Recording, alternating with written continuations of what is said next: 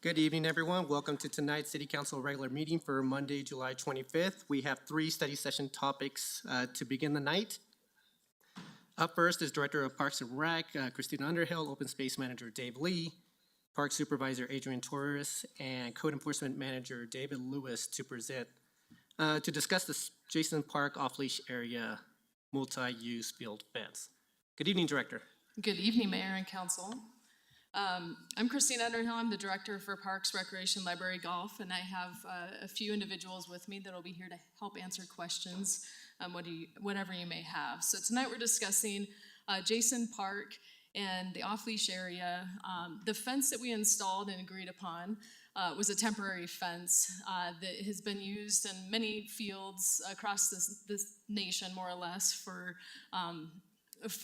separating areas, outfield fences. It's a breakaway fence pretty much. So it should bend down if somebody were to run into it. If a dog were to run into it at full speed, it just bends over and whoever goes right through it. Well, unfortunately, we installed the temporary fence at Jason Park in early June, and by mid-June, it had been vandalized. Many of the posts had actually been snapped in half and broke.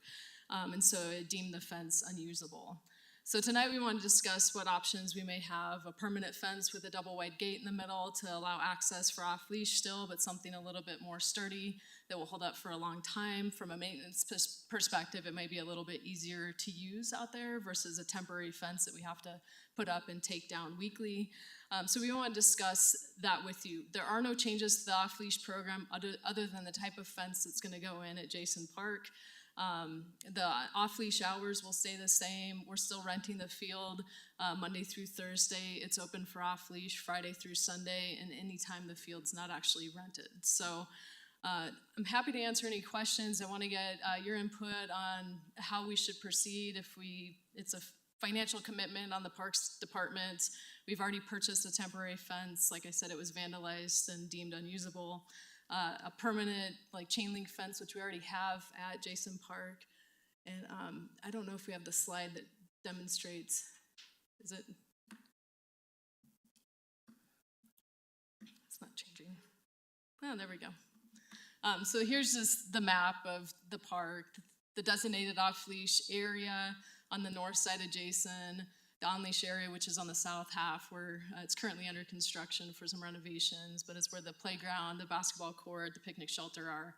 And then on the west side is the multi-use field that we've also allowed for off-leash when it's not being rented. So there's 2 pictures here. The temporary fence, which is on the top, that was utilized for a couple weeks before it was vandalized.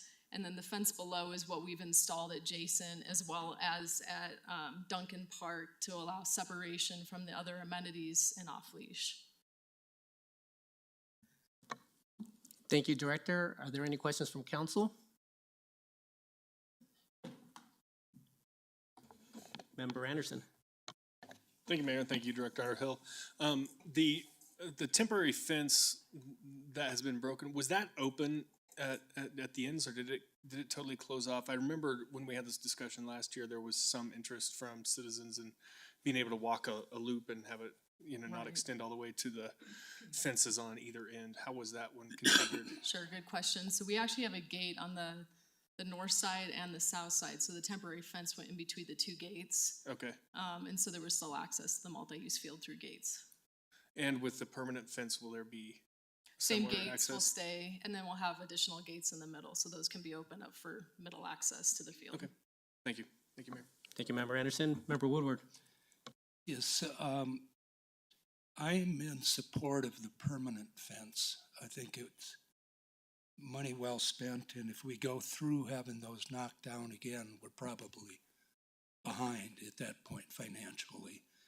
But I think the other big thing that we had discussed at the Parks and Rec Commission was that it gives us the opportunity to close down if there's wear on the turf, to close down one portion of the fence in the wintertime and rest the other area, then switch and open up the rested area and rest the other one, thereby not having to close it for 5 months at a time it would always be, you know, a big portion of the park would be open.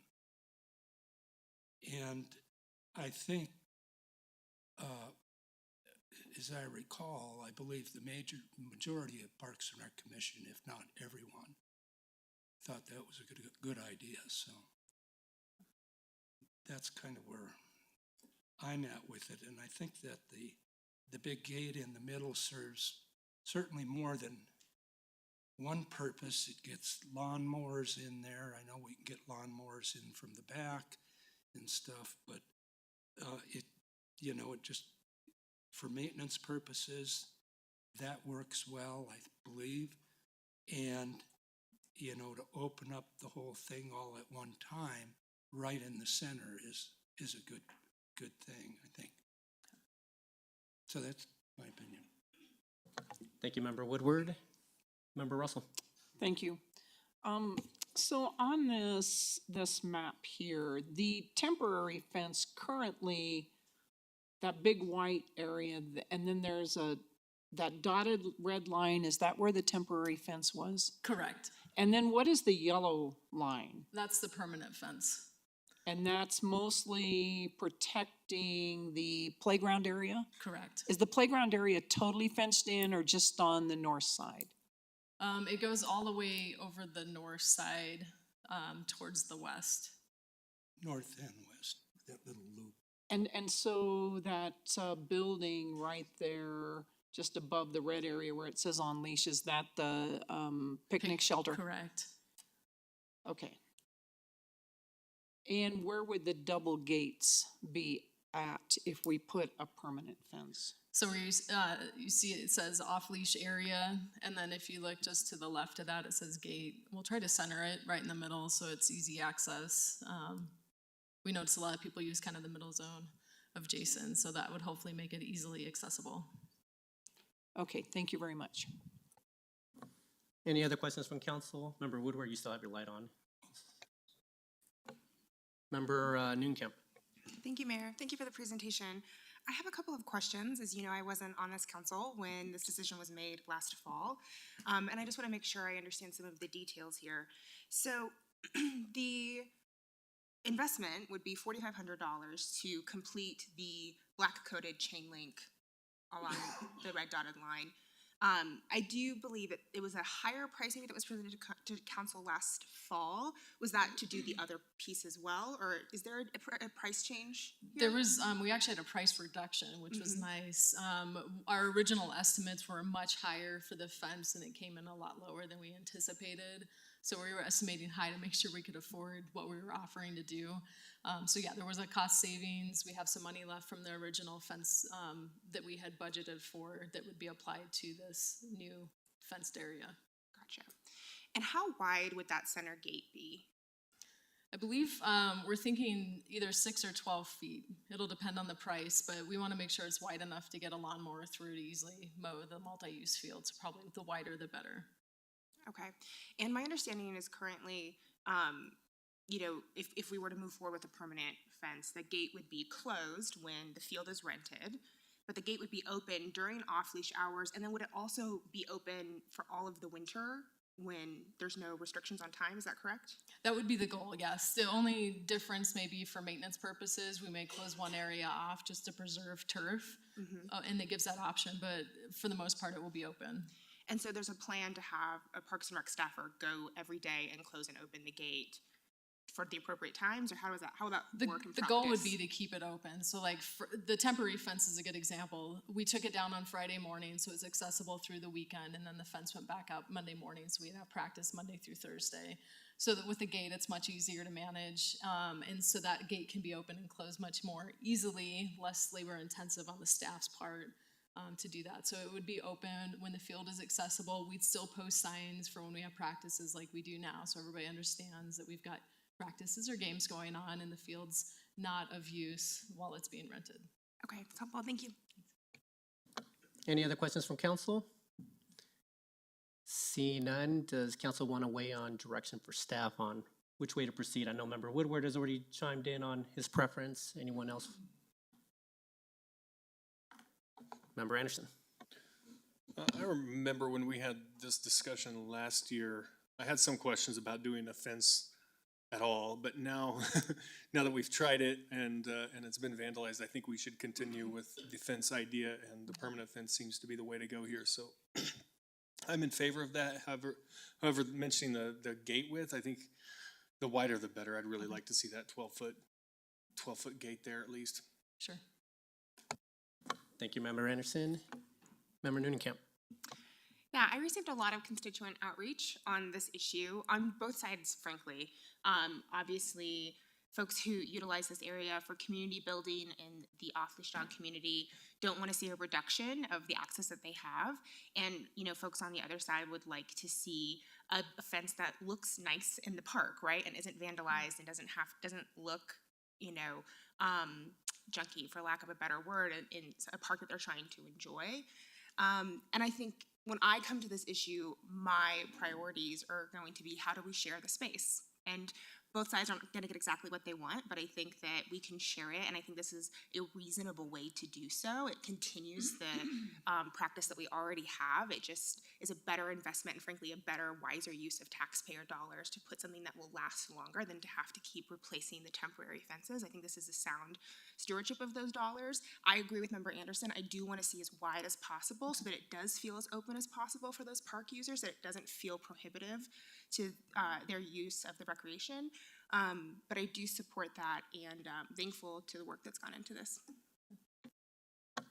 Thank you, Member Noonan-Camp. Anyone else? Mayor Pro Tem? I have a somewhat related question. Do we have any plans to improve park security so that we can deal with vandalism issues that have been ongoing in a variety of parks?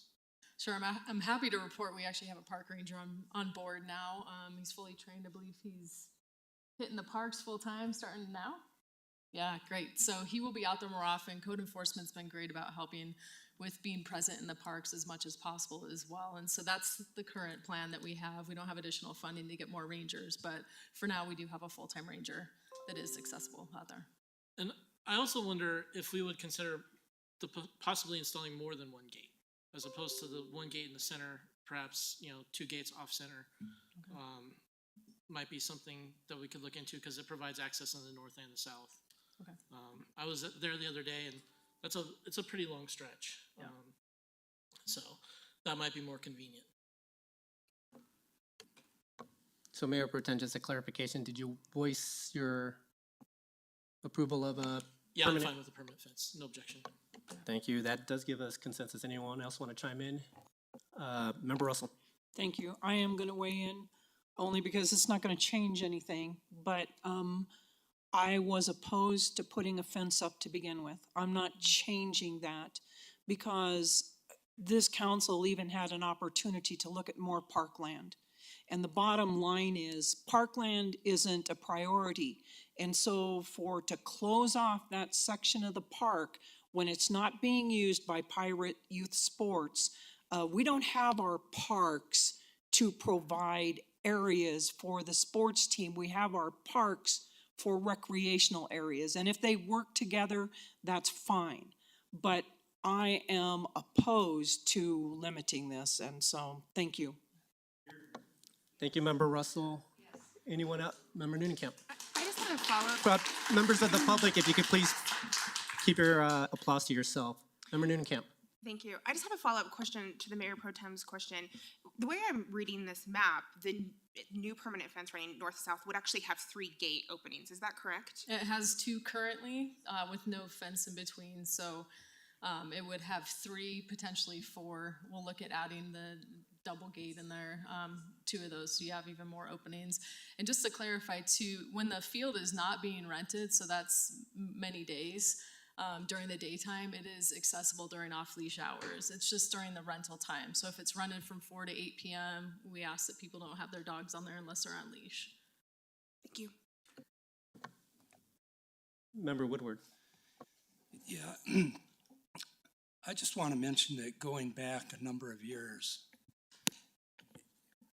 prior to Pirates Youth Sports having soccer, there was Inglewood Soccer Association going back to 1983, which was an association that grew to, at one point, 600 kids, Inglewood kids, playing soccer every Saturday at that park during the season. And every night of the week practicing on those fields during the evening.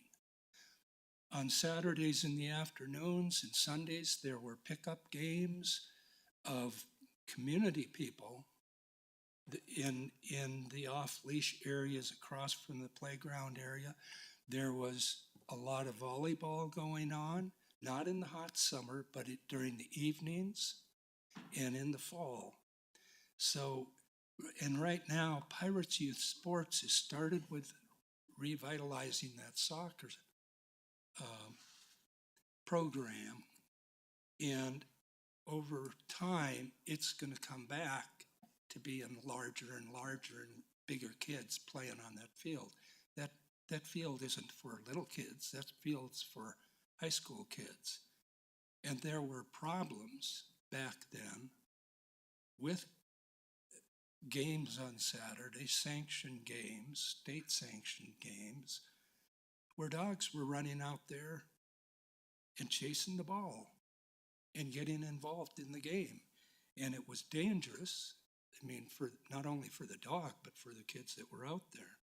So I think, you know, in the future, that area could come back quite a bit more than it is right now. So that's my opinion on that. Thank you, Member Woodward. I'll just chime in since I'm the only one that hasn't.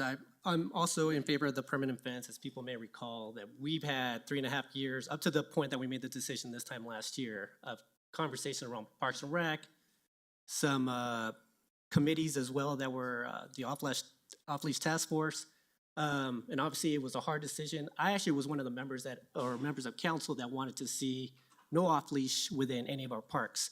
Obviously, this was a compromise at council, and so I'm happy to see us move in the direction of a permanent fence. Hopefully that this is the last that we hear of any type of vandalism or anything that happens with that fence. But I know that this is a decision that's very difficult for members of council and obviously very passionate people on both sides of the community on this. So, but Director Underhill and members of staff that are enforcing the rules of council, I do appreciate all the work that you're doing for us. So. There.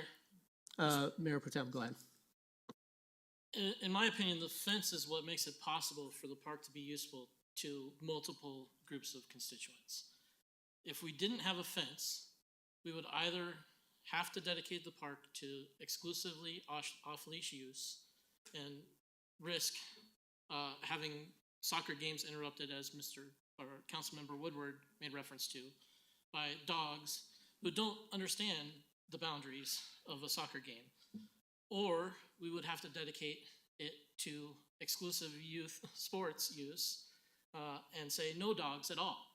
So this fence, in my opinion, is a compromise that allows us to serve the needs of groups of constituents that have very differing needs. And I think it's the best solution to the problem that we have, and that's why I'm supportive. Thank you, Mayor Protem. If no other comments from council, Director Underhill, thank you very much for your time tonight. Thank you. And up next, Director Jackie Loh, we have you back to back. First, you're here to present the June 2022 financial report. Good evening, Director. Good evening, Mayor and Council. Yeah, I will review the city's general fund June 2022 financials. So through June 2022, the city's general fund receipts total $30.13 million, which is 53.2% of budgeted revenue. And this total operating revenue year to date is $3.19 million, or 11.9% higher than the same time last year.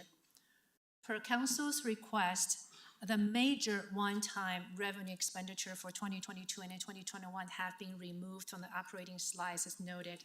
However, this list is not all inclusive, just major items. Let's take a look at a property tax. At the end of June, the city has received $6.35 million in property tax, Of that, 3.79 million went to the general fund. 231,000 went to EDDA, and the rest went to debt service for Parks and Rec and Police Building GO bond. The sales tax and use tax totaled 19.3 million, which are 54.7% of the total budgeted revenue. And the sales use tax received is 2.67 million higher than the same time last year. And the city also received 191,000 from audit efforts and voluntary disclosure. Marijuana sales tax accounts for 824,000 of the total sales and use tax year to date, which is $181,000 lower than the same time last year, but comparable to 2020. And the finance staff read a very interesting news that the Denver's marijuana tax collections are down by 30%. The city officials are saying that the decrease is primarily due to the end of pandemic lockdowns and the end of the remote working from home restrictions. So we wonder if the same reason applies to our decrease. And the cigarette tax was overpaid in 2021. This is because 2022 allocation from the state will be withheld until the difference was reconciled. The city had a system error. And we reach out to Department of Revenue. They expect the revenue distributions will begin again in September 2022. Let's take a look at franchise fees. Franchise fees are $145,000 or 9.2% higher than 2021. We receive the franchise fees from public utility services such as Excel, Energy, and also the internet company Comcast. The next one is license and permits. You may recall the city expects to receive $1.2 million from the plan review and permit fees by the end of this year. As of year-to-date June 2022, we have received approximately $286,000. The intergovernmental revenue, just as a reminder, the city has been awarded $8.7 million from the American Rescue Plan Act, ARPA funding. We received the first installation in June last year. We received the second installation on July 5th this year. Okay. The investment earnings are negative and also probably $239,000 less than the same time last year. We compiled a table listing the investment earnings from 2029 to June 2022.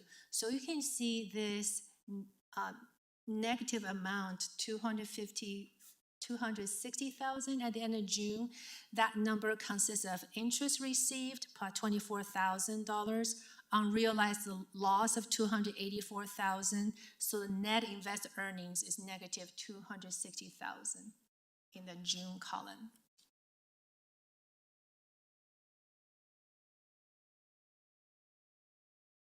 So let's take a look at the revenue from the top 11 revenue sources by category in the specialty retail store, manufacturing, and healthcare services. This shows our sales use tax revenue collected in the past 4 years. The 2022 year-to-date collections exceed the 2029, the numbers from 2029 to 2021. This is show the 5-year cumulative change in sales use tax collected. So the sales and use taxes collected have increased by $8.1 million since 2018. This is the largest amount since a year and a half ago. This is the sales tax area map.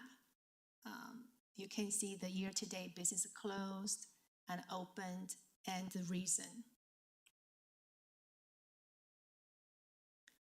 This is another way to show the sales use tax collected in the past 5 years and the refunds in 2021 and refunds as of June 2022 down below. Let's take a look at our operating expenditures.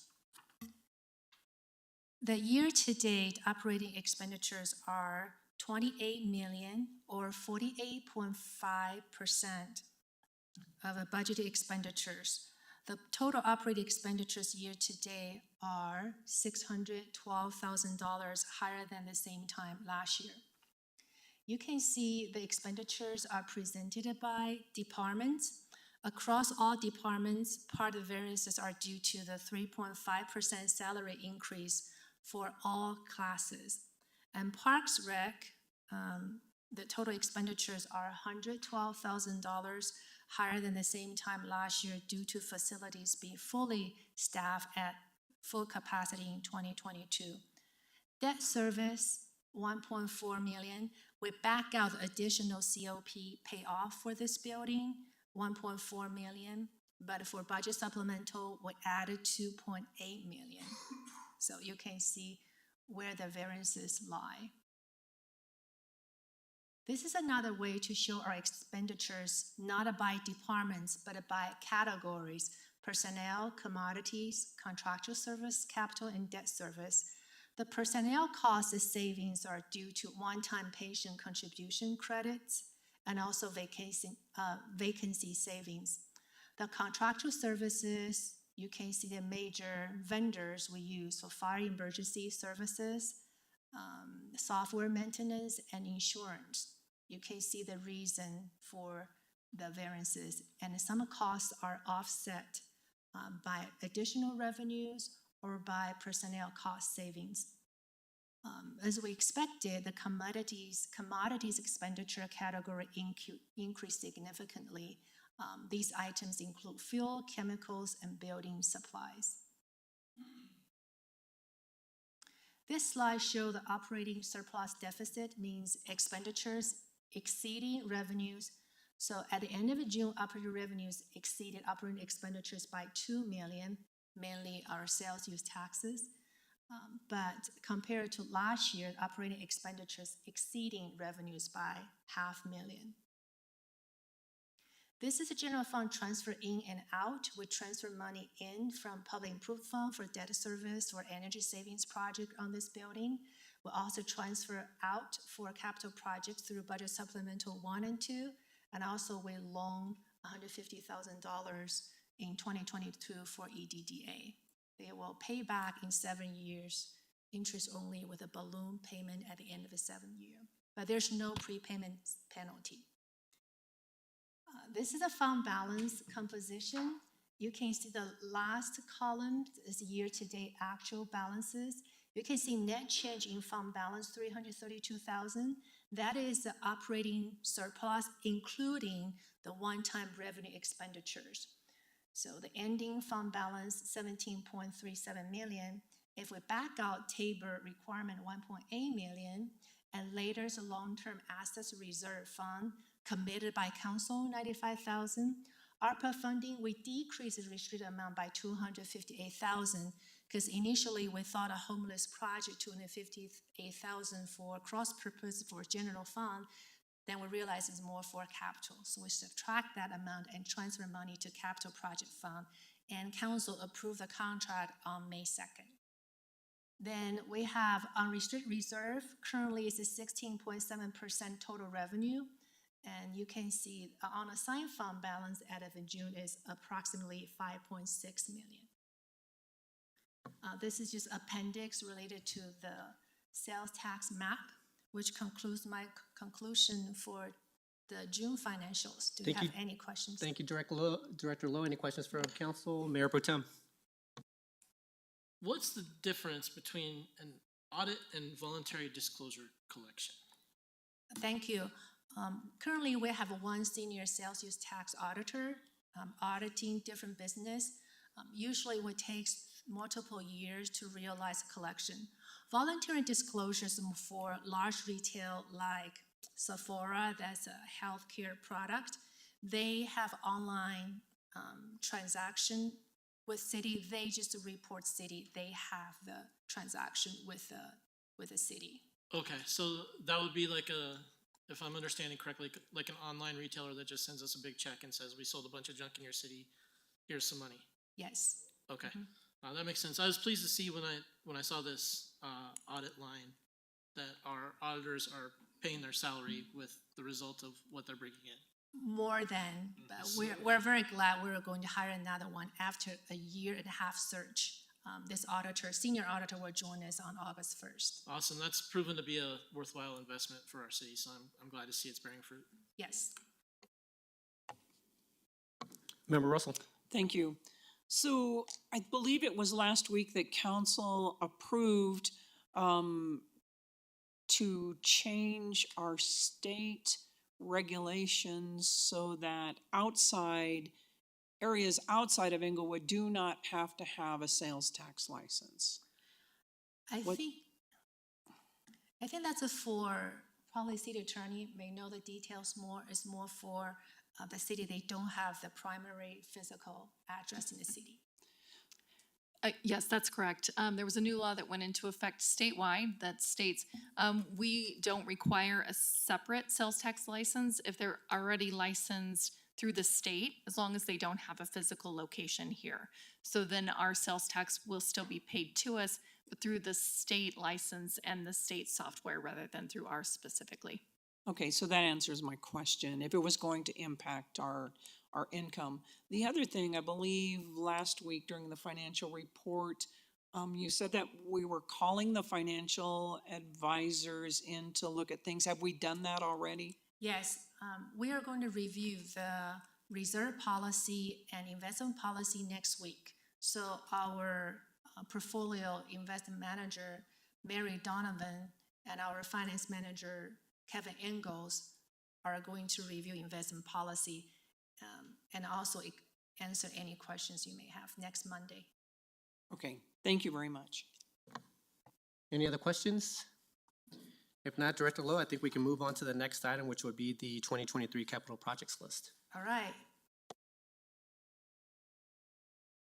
So we are going to matrix. Yeah, the matrix. Thank you. Staff is present tonight to answer any clarifying questions from City Council and record Council's prioritized 2023 capital project list for the Public Improvement Fund and Capital Project Fund, totaling $8.65 million. So during the June 27 meeting, and a consensus was reached by Council for the capital projects listed for our Conservation Trust Fund, Open Space Fund, Water, Sewer, Stormwater, Golf Course, Concrete Utility, Service Center, and SERF, Capital Equipment Replacement Fund. So what has happened since June 27th?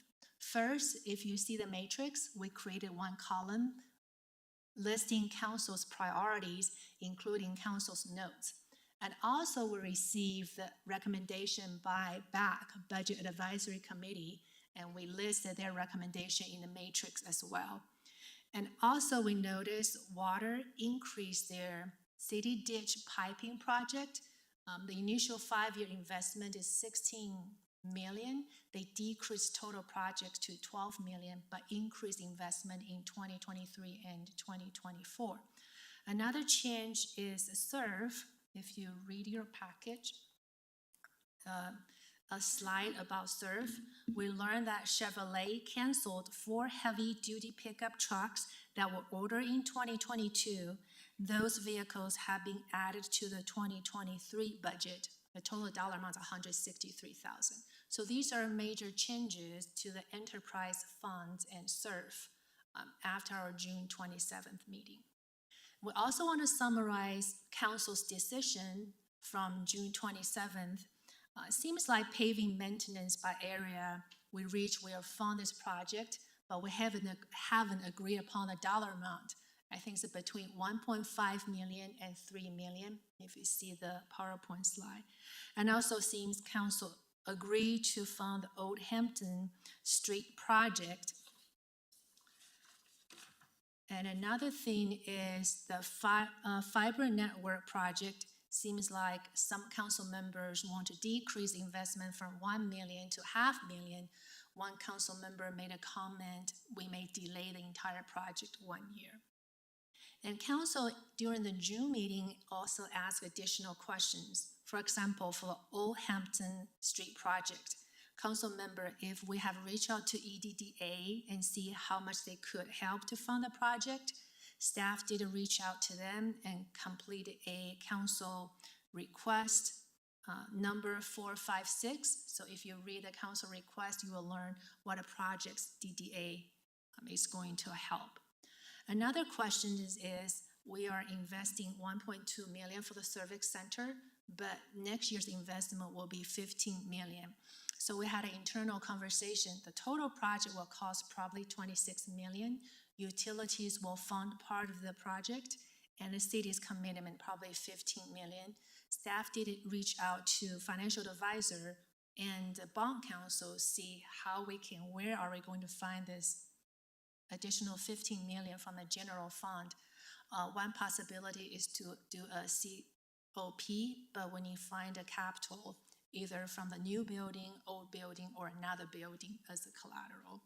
Just want to provide additional information because we believe projects such like Civic Center project and fiber, they should have their dedicated funding sources, not competing with our annual recurring building sales tax and highway road tax. So if you are ready, we can review this matrix. Some numbers have changed, inflation can cause changes. If we could take a look, your first page under Public Improvement Fund, the Union Avenue Bridge Rehab Project. 400,000 for this year, 1.8 million for next year. So just want to bring these major ticket items to council. When we approve this project this year, we need to know the additional cost commitment city needs to come up with. Another thing is the Old Hampton Complete Street Project, 1.2 million council really want to fund.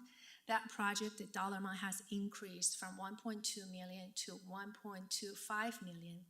And the second year probably will cost 7.3 million. This project will be, we apply for grants and we will know the result in mid-August. So what if we don't get a grant? Our financial commitment for the second year will be 7.3 million. So just want to bring those factors to your attention. The next one is the South Broadway Streetscape Project, 661,000, and estimated second year cost is 6.63 million, total 7.3 million. Again, we apply for grant, but what if we don't get a grant? What's the city's financial commitment? Next one is facility backup generators, 150,000. We learned this project is specific for police department. It's one time. However, other buildings need generators as well. Next one I want to bring to you. The fiber, we ask the bond council and financial advisor how to fund this project. It depends if we want to approach this project through the enterprise fund lens. We'll want to provide lower cost internet to the residents or just to provide connection between buildings and a park. Are we ready to increase property tax mill levy for this project? And then we are going to increase sales tax for 2022. Just want to bring those additional costs and information received to council. Currently, council's priority, we still need to cut 1.5 million. So we just hope you could give us your directive. We can reach our 8.65 million goal tonight. I wonder if the staff's ready to answer any questions you may have or correct anything I just said. Thank you, Director. And Director DeAndrea, is there anything that you want to add or just coming up just in case? Perfect. All right, we'll start off with Member Anderson with questions. Thank you, Mayor. Thank you, Director Loh. I just wanted to clarify, what did you say the change in number was for the old Hampton complete streets? 1.2 million to 1,225,000. Because it says 1.825. Yeah, Okay. 1,825,000. Got it. Okay, thank you. Member Noonan-Camp. I also have a question on the Old Hampton complete streets. It's a little tricky making this decision in July when we don't find out about the grant until August. So what happens if we approve this now, we don't get the grant? Director DeAndrea, can you walk us through what's the process for the project? And then Director Loh, can you explain to us what happens to the $1.8 million? Yes, I'll speak to the process first. So we are going through the Arapahoe County Transportation Forum process right now, and the recommendation from the committee, the executive committee, will actually be determined likely this week, and that will go to the full DRCOG board probably in August sometime. So we should know within the month whether we get that funding or not. If we didn't, then that money, I guess we could decide as a council or as a city if we wanted to move forward with the project, funding it ourselves, or if we could just put that for a future call for grant funding, which there will be another round in December of this year, where we could potentially pursue additional funding. But other than that, then I believe the 1.8 would just be back available for other projects or to go back into the fund balance. So then council could reallocate at that time if Correct. we so Yep. choose. Okay, that's helpful, thank you. Member Russell. Thank you. So when do we have to make a decision on this by? September, or do we, Yes, during after public hearing. after the public hearing? Well, we really need to make the decision before the public hearing, correct? Or is it before? Could be before. So I really don't want to spend this money if we don't have grant money. I mean, there's all these things floating out there. This was one of the things the Budget Advisory Committee was concerned about, is things that we would approve this year and then have a dedicated commitment next year, like the Union Avenue Bridge. The bottom line is, from things that we already know we have, are all of those commitments for next year in the budget so we can tell that? I mean, are we gonna be short next year? Let's say for the Union Avenue Bridge. So we do 400,000 this year, and you said we need 1.7 million next year? No, I think Union, 1.7 million is in the PowerPoint slide. But this year we have 8.65 million. Next year we'll only have 5 million, because this year we have a large development project that added additional 3 million to capital project. So we need to keep that in mind as well. Okay, thank you. Actually, do you mind if I ask the question? So, because Director Loh, I'm still a little bit confused about the process. If we're going to find out from DRCOG in mid-August whether or not we get the grant, or we find out we don't get the grant, then I'm guessing sometime in late August you're going to come back to council and tell us we didn't get the grant. So in September, we're basically going to say that 1.2 million that we've allocated currently as part of the budget, we're going to take that out of the budget and not approve the budget with that 1.2 million in there, unless council for some reason decides to move forward with it even without the grant. Do I have that correct, that we would strip that 1.2 million if DRCOG says no to the grant money? Yes. Because basically we're saying this is a $9 million project. So if we don't get the grant for 1.6 million, or whatever the number is, this year, why are we going to try to move forward with the project if there's another 7 million still outstanding that we don't know how to fund at the moment? So that's kind of my question. Is I think it's more rhetorical, but obviously there's other 6 other members of council that may decide otherwise, but I just don't understand why we would do that at Or that if the point. voters are ready to increase taxes to fund these two projects. Right. But that's something that's not even considered at the moment, so. Okay, Member Nunekamp. Thank you, Director Mayor. Loh. Really following up on the mayor's comments and on Member Russell's, this is the first time we're going through this process since I've been on council. And I do want to get some clarity on how we plan for year-over-year capital spending. I understand that it is mapped out, but if we make big commitments to start projects this year, what is the process for ensuring that we have the funds for the subsequent years, especially knowing that we do have a reduction in CIP funds coming up in 2023? Yeah, currently we really do not have a comprehensive long-term capital project plan, but we're in the process to develop a 5-year CIP policy. So what we're thinking is to list all those major projects, and vertical is our financial options. Do we have do we have grants? Do we need to raise money? Do we need to, what is the alternative financing? So we need to map out, or we need to prioritize. We don't do service center, we don't do this project. That's exactly what we need, directive from council. Thank you. Or even we have the funding, do we have the staff to accomplish everything at the same time? Thank you, Director. Mayor Pro Tem. A larger policy-related question here. We had the monthly financial update earlier, and that shows reserves above our unassigned fund balance of somewhere in the neighborhood of $5 million as of this month. We're being asked to fill a gap of $1.5 million. Do we have the option of filling that gap out of the unassigned fund balance? Could we just say we want to fund all this and take money out of reserve to do it?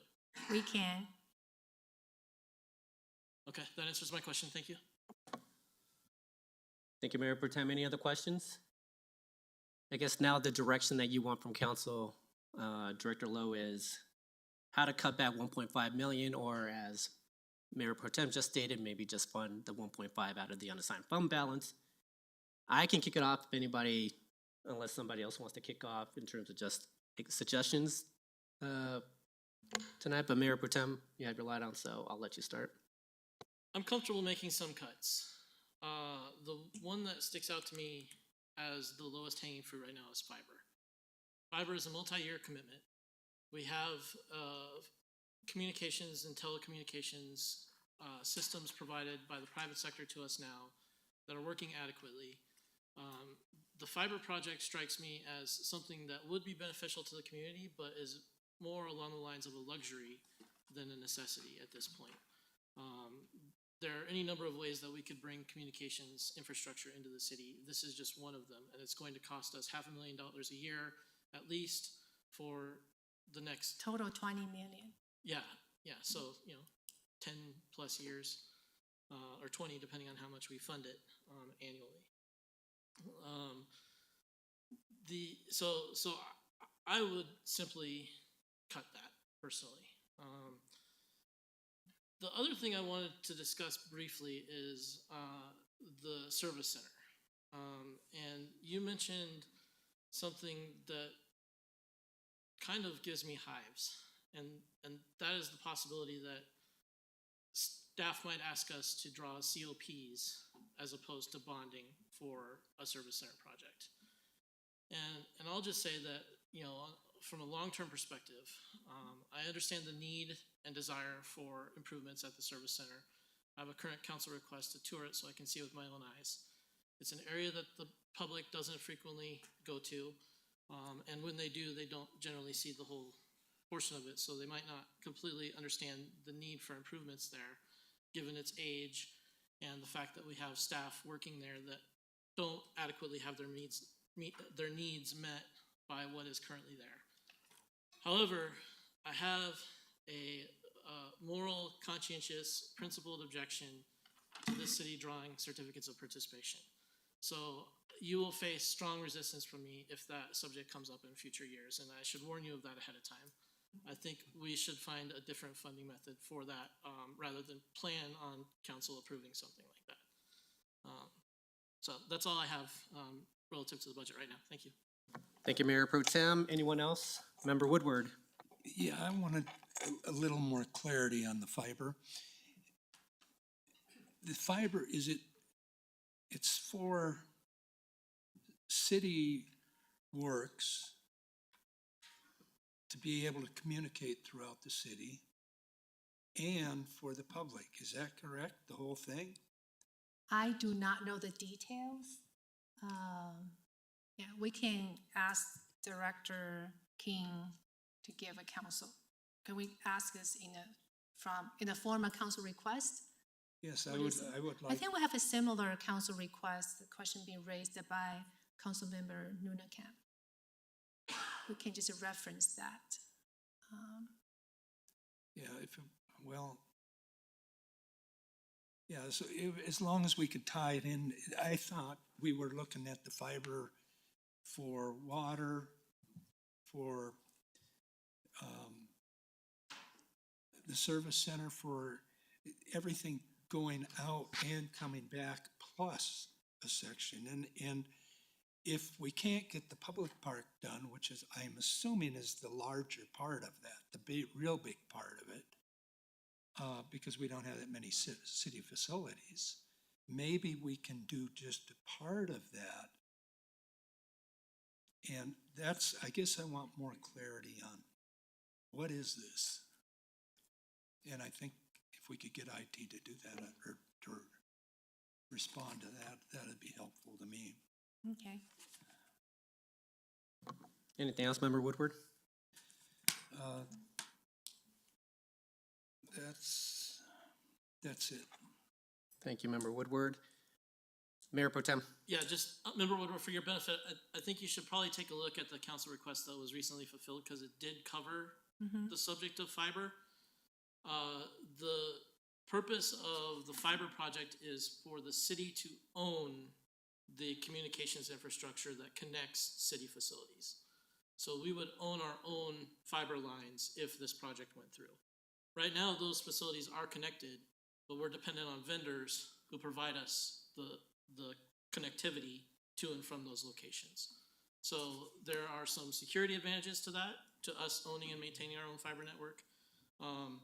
There's also some speed advantages, but given what's available on the private sector right now, I personally am not confident that this is a necessary expenditure. So that's why I would delay it at the very least. Thank you, Mayor Pro Tem. I'd really like to conclude this discussion here as close as we can to 7 o'clock, which gives us about 7 minutes. So I'll just jump in terms of my suggestions for what we should do to get down to that $8.6 million. I would be in favor of Mayor Pro Tem's suggestion of reducing or eliminating for 1 year the fiber. So that would be $1 million.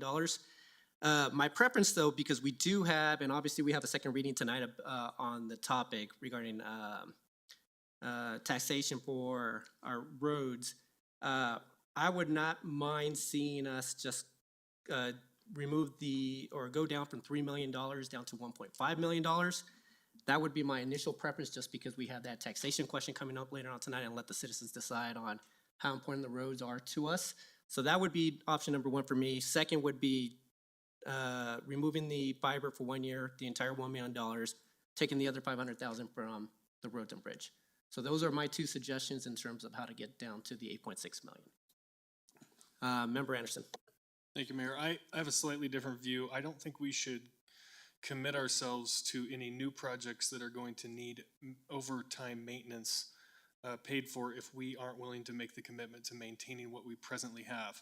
So to me, maintaining our roads at $3 million is top priority.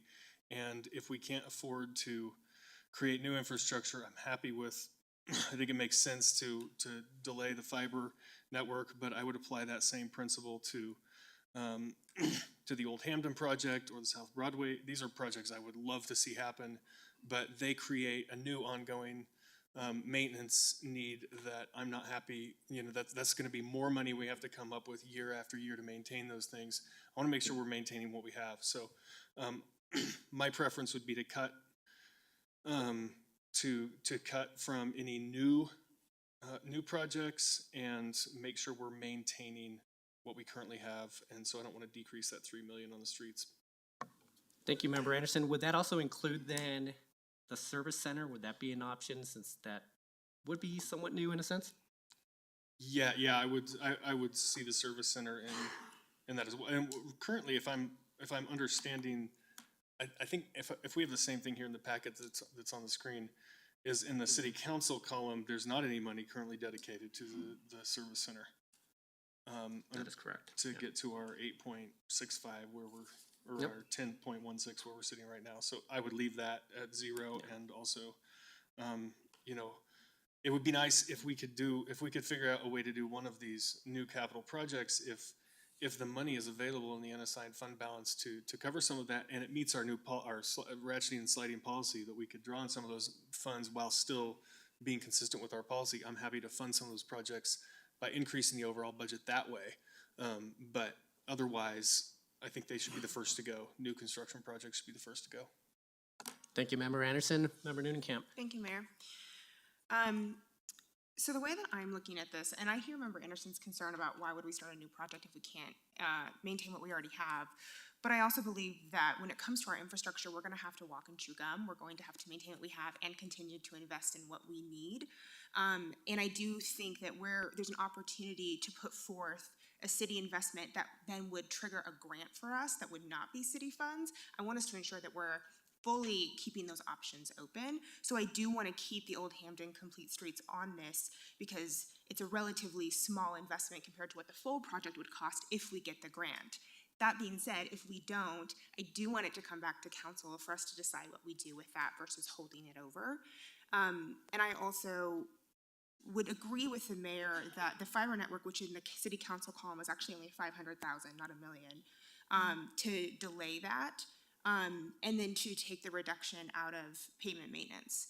Pavement maintenance is incredibly important, but as we can see, we're not even talking about tier 2 and tier 3 priorities, which are also very important.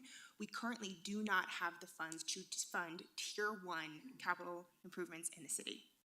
And that is a very concerning reality, which is why we're voting tonight to put something on the ballot. And I think we need to be honest that we do not have what we need right now. And so if we are telling the voters we do not have what we need, then we need to also be honest about that here. I would like to see the unassigned fund balance, us revisit that for some of these needs potentially in the future, but I want to make sure that we do that in a separate conversation and really look at what we have allocated now. So I would reduce the pavement maintenance to $2 million and take out the fiber. And then my last note is I would like to see when this comes back next year a more filled out strategy for year-over-year funding, especially for a large project, as you mentioned, like fiber. What is the plan for a $20 million investment? Something like that, because it's, as most folks would say, it's a challenge to invest a big amount now, not knowing how we're going to pay the next amount next year. Okay. Member Anderson. I just want to respond a little bit to that because I think I agree. I love the Complete Streets project. There's nothing I want to see done more than have all of our streets have complete streets going on them. But I don't think we're being completely honest with the voters if we say we don't have the money to do our $3 million worth of street maintenance. We do have the money if we're budgeting for something new, a new construction project. We actually do have the money. We're just choosing to spend it on something new. I mean, we definitely need more money, but there is a way of running these numbers where we can maintain what we have. And sadly, that means leaving behind some new projects. That being said, if we can figure out a way to come up with money from the unassigned fund balance to make up the difference, I want to do it, but I don't think reducing pavement maintenance is the right process and the right way council should be thinking. Member Newnham, before I let you respond, I know we're right at 7 o'clock. The direction we give tonight is not going to be final. Obviously, we're still going to be able to have these conversations over the next couple of months before we finalize the budget. So I do want to start hearing suggestions on how to get to that $8.6 million number, whether it's with unassigned fund balance or not. But Member Russell. Thank you, Mayor. I would like to take fiber network out altogether this year. The Old Hampton Complete Streets, Actually, if the grant doesn't go through, I'm not for trying to fund it from someplace else. I would like that removed. The, I know that our roads and bridges are problematic, and that's why I really wanted us to spend a lot more of the ARPA fund money for actual infrastructure, and I don't think that we did that. But Union Avenue Bridge rehabilitation may need to come out because it is a new project. Anything new, I think probably is, should be on the top of the list to take those out as well. Thank you, Thank Member you. Russell. And thank you, Member Noonan-Kemp, for correcting me. My notes did not transfer over tonight, so I did have the wrong numbers, but I'll reiterate again, I think we do need to cut the fiber network, 500,000 for this year. And I'd like to see the pavement maintenance move down to $2 million from $3 million. That would get us to our number. For ARPA, we did increase pavement maintenance last year to 3.5 or 3.6 million. One time, it was a one-time thing. I think it was 1.5 million in the years leading up to last year, but obviously we increased that due to ARPA money, which we won't have next year. So we did set aside quite a bit for that amount, but Mayor Pro Tem. I have trouble reducing pavement maintenance money in a year that we're asking the voters for more money for pavement maintenance. It just feels like a political play to me. I'm not saying that's the motivation of anyone who would suggest that. It's the way it feels to me. So I would keep pavement maintenance where it is. That said, I'm not unwilling to compromise on that. We could move it somewhere. I'm much more comfortable with that $3 million level, saying this is what you get for $3 million a year, and if you want better, here's how you get that. That's my opinion on it. Member Woodward. I am in agreement with the Mayor Pro Tem. I think street maintenance in the city right now is really a priority top item that needs to be dealt with. Thank you, Member Woodward. So what I'm hearing is that we probably do need to pull from those newer projects then to get to that other $1 million. It sounds like fiber may, well, go ahead, Member Noonan-Kemp. I just have a question. I want to clarify what's being said. It's my understanding in the past the city has allocated $1.5 million for pavement maintenance. Is that correct? That's been the average for the last 5 years. Okay, so if Prior to this year, I should mention, because we are increasing it this current fiscal year because of ARPA. Great. So if we did go to 2 million, it would actually be an increase from the past 5 years. Okay. So I still think that it's an increase from what we've invested previously. It doesn't get us to the full 3, and everyone's correct. We could fund it at the full 3, but the question to the voters is dedicated funding source so that the basic street maintenance does not compete against everything else we have here to keep the city going. Member Woodward? I think it would be an increase, but it wouldn't be as much of an increase as you may think because of the inflation in that work. I don't know, and maybe the director has some numbers, but I know that stuff has gone up quite a bit from what I've seen in government magazines for government construction. Yes, we don't have specific numbers, but I would, just like everything else, things are going up. We can look at our bids in comparison to the previous 3 or 4 years and see how those have increased over the years. But in our calculations for the pending tax, we have included some amount of inflation estimates or cost increases in that analysis. Actually, just Director DeAndre, just because the South Broadway streetscape, just to get questioned, and then I'll move to Member Russell. The 661,000, that's if we get the grant. If we were to say tonight or during this budget process that we're not going to fund that, then that eliminates us from getting considered for grants. So yeah. So both of those projects are hinged on whether or not we get that grant funding. Okay. All right, Member Russell, you had your light on. So how much ARPA money is the entire 3 million that we're spending on streets ARPA money, or how much of the money, that 3 million is ARPA money? 1.5, right? Just a clarification, that's for next year's budget, correct? Based on what we're looking at right now? ARPA's for this No, year, that's this year. for this year. So we allocated, I know, $2 million for street maintenance out of the ARPA funds. And we're probably not gonna be using that this year, but it was put in the budget. So that was identified for arterial and collector streets, so kind of those larger volume streets. But we did set aside 2 million of the roughly 8 million, I would say, of ARPA funds. For next year's budget? Correct, yeah. Thank you. Then, in that case, I don't think we should cut the 3 million at all. Thank you, Member Russell. Member Anderson? I see the year two request on, this is the question, on is 7.3 million for the South Broadway streetscape. Is there a year two request for the Old Hampton complete streets? Or is that 7.3 million for both of those projects?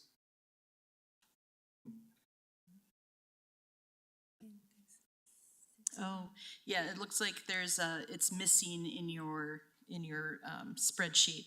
So the intent would be, yeah, that's about $6.6 million for the South Broadway project. And again, if we didn't get the funding, then it'd be a question of whether or not we wanted to move forward with that project.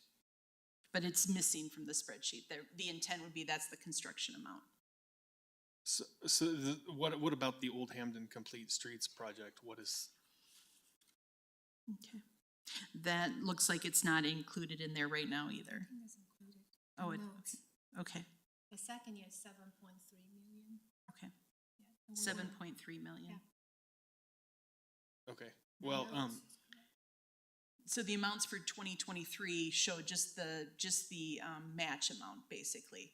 So I think then we'd have to have a further discussion as to, again, depending on which way, if we get the grant or don't get the grant, if we were to move forward with those projects. okay, got it. Mayor Pro Tem? Just wanted to note the time, Mayor. In the interest of the public waiting, I think it might be good for us to the extent that we have further discussion on the capital projects, hold it over to the end of our agenda tonight and continue the discussion during members' choice. That was going to be the other option for tonight, just because we are having the public wait. So we will conclude this portion of the conversation, and I will pick it up again at Mayor's Choice. I believe would probably be a good time to finish this conversation. But with that, any other comments from council? Seeing none, Director Loh, thank you for your time, and we will move on to the regularly scheduled agenda. So I call this meeting to order. If we could all please stand for the Pledge of Allegiance.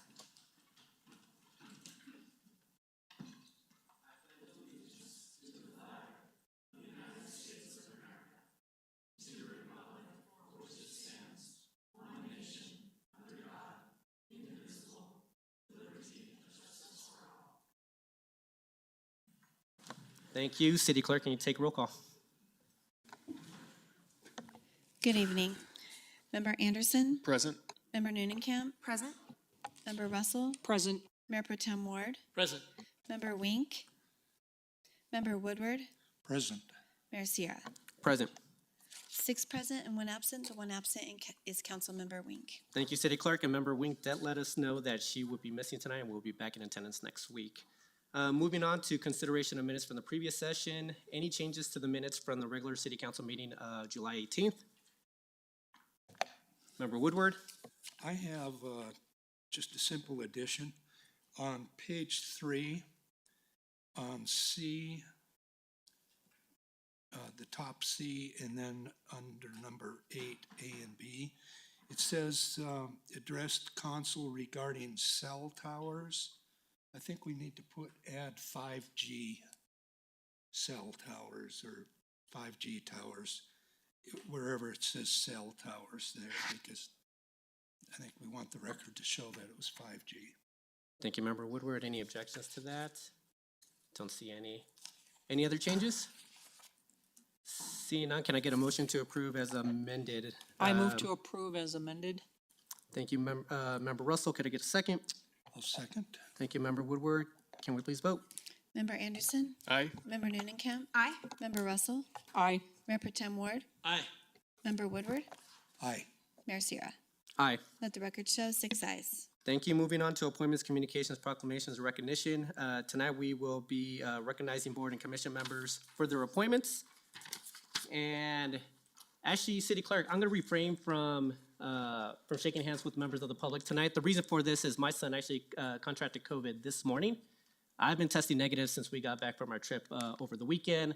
So just to err on the side of caution, I think it probably would be best to have either the city clerk or city clerks to present the certificates, if that's okay. All right. good Sorry to evening. throw you for a loop. It's okay. No worries. So I'll go ahead and read out the names. We just want to give special recognition to the members that have newly been appointed. So for the Budget Advisory Committee, we've got Josh Newell. And, oh, yes, please, if you are in attendance, if you could just come up, we have a certificate for you. All right.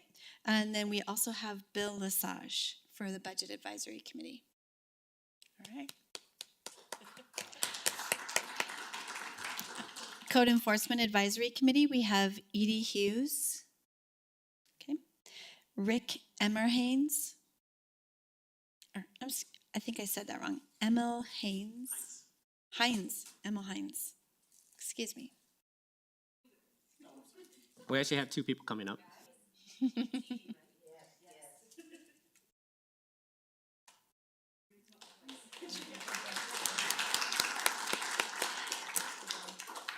And Michael Chisholm.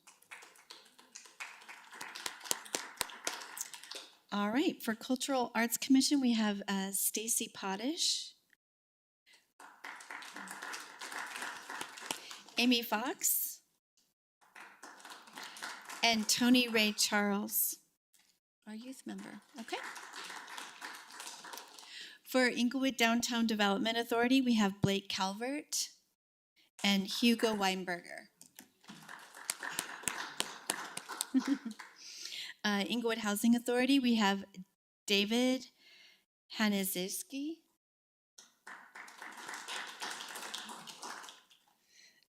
Let's see here. For Historic Preservation Commission, we have Mary Miles.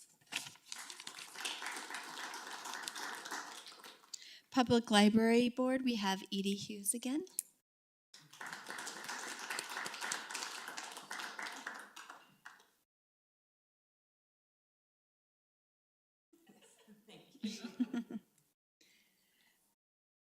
And last but not least, the Sustainability Committee, we have Kara Frangipane. We have Rick Emil Hines.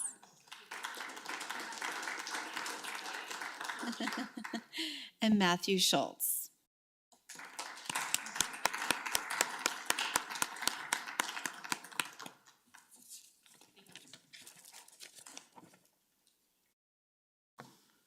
Thank you very much, City Clerk, for taking the lead on that. And thank you very much to all our members of the public for participating with our city, especially on our boards and commissions, and for your time on the committee. So thank you. Moving on to agenda item 7 is recognition of scheduled public comment tonight. The deadline to sign up to speak for scheduled public comment is Wednesday by 5 p.m. prior to the meeting through the city clerk's office. There is an opportunity for the public to address city council. There is an expectation that the presentation will be conducted in a respectful manner. Council may ask questions for clarification, but there will not be any dialogue, and please limit your presentation to 5 minutes. And first up is going to be Rick Emil Hines, an Inglewood resident, to address council regarding the recent shooting in his neighborhood. Good evening, Mr. Emil Hines. Good evening. Okay, thank you so much. Mr. Emil Hines, if you could just state your name and your address or your cross streets. My name is Rick Emil Hines. I live at 4940 South Lipan Drive.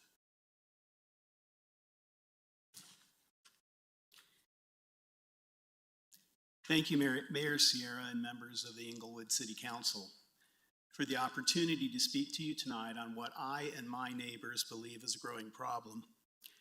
We are residents living near Bellevue Park. Our homes are on or near South Lipan Drive. Last Monday, July 18th, around 1 a.m., many of us were awakened by screams and gunfire. A later Facebook post by Inglewood Police indicated that 2 individuals were shot in an altercation with 2 other individuals, and that it appears the investigation is still in process. Multiple police cars and emergency vehicles responded quickly, and for that we are grateful. For those of us with homes closest to the crime scene, this was a nightmare incident. Repeated gunfire was heard, and there were pained screams by those apparently shot. Multiple home surveillance cameras recorded both video and audio of the events that took place, helping Inglewood Police in their investigation. Evidence of the gunfire was found both on the street and hitting at least one home. That we can recall, this is the first time that gunfire has come so close to our street, but the second incident to occur in the park in the last few weeks. We were lucky that no one in our neighborhood was shot or killed in either incident this time. Bellevue Park is often considered the gem of Inglewood. It's a beautiful, lush, and fun park for the whole family during daylight hours. Nights are taken over by an entirely different group.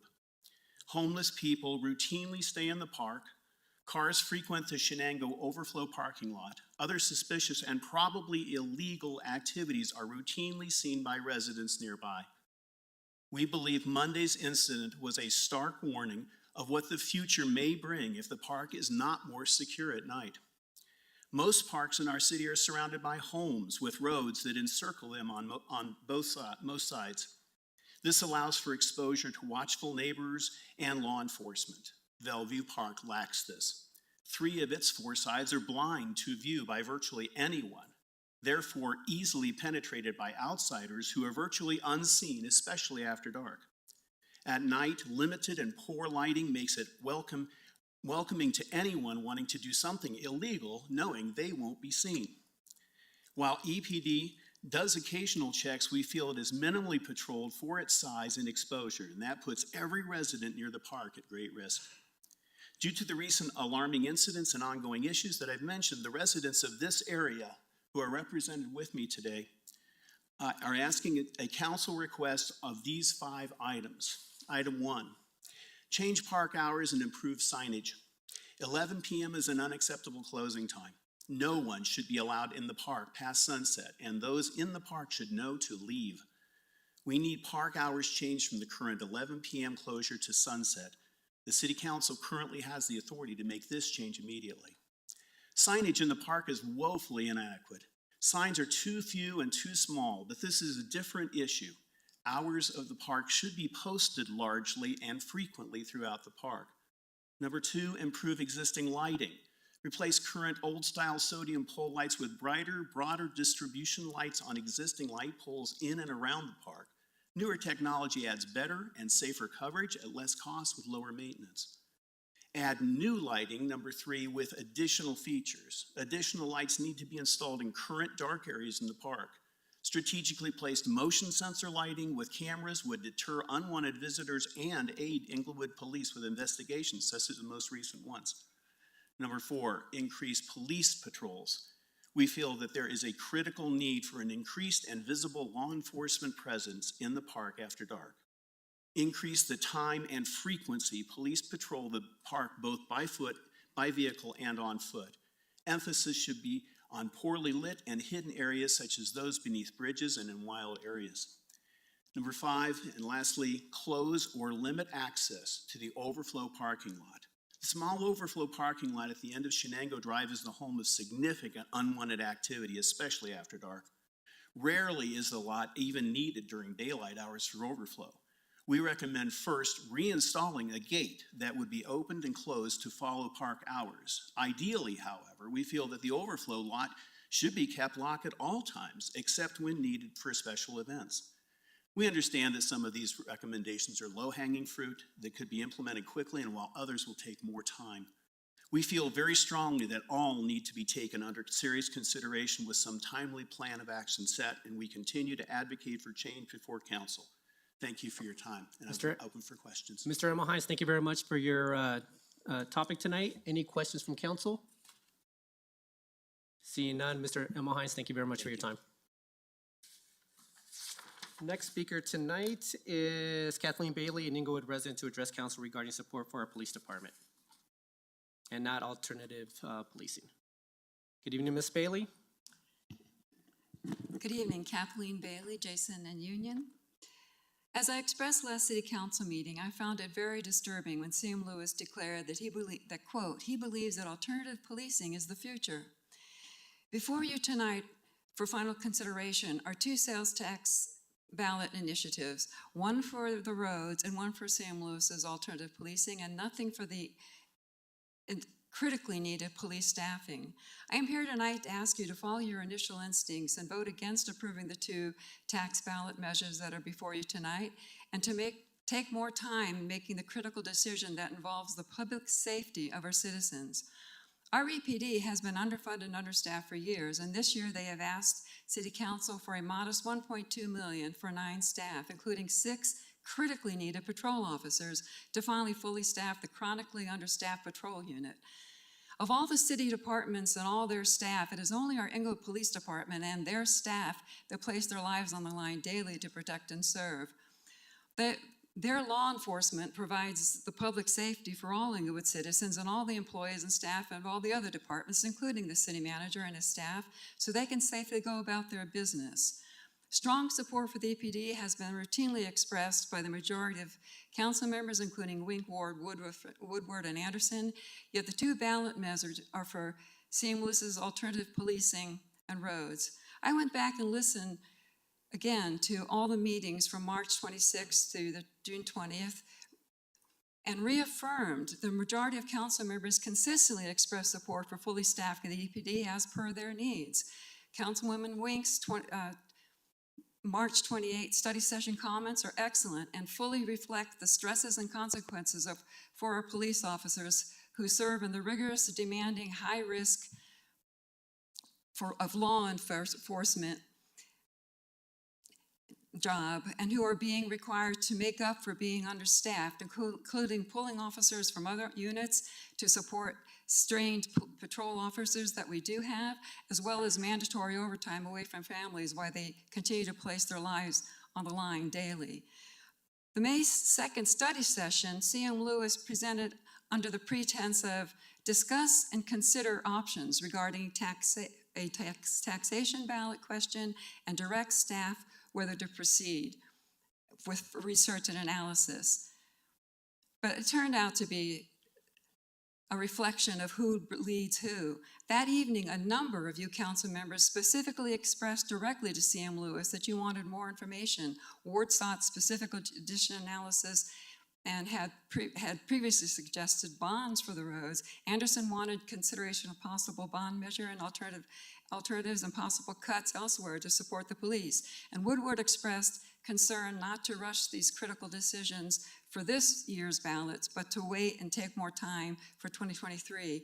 But CM Lewis wasn't there to wait for your direction. He and staff had already sent out RFPs for tax ballot survey providers and already had made their selection, and CM Lewis had tax ballot survey provider David Flaherty available remotely immediately to answer questions. And therefore, before you tonight are 2 sales tax increase ballot measures, one for roads, one for CM Lewis's alternative policing, and nothing for the critically needed police staffing.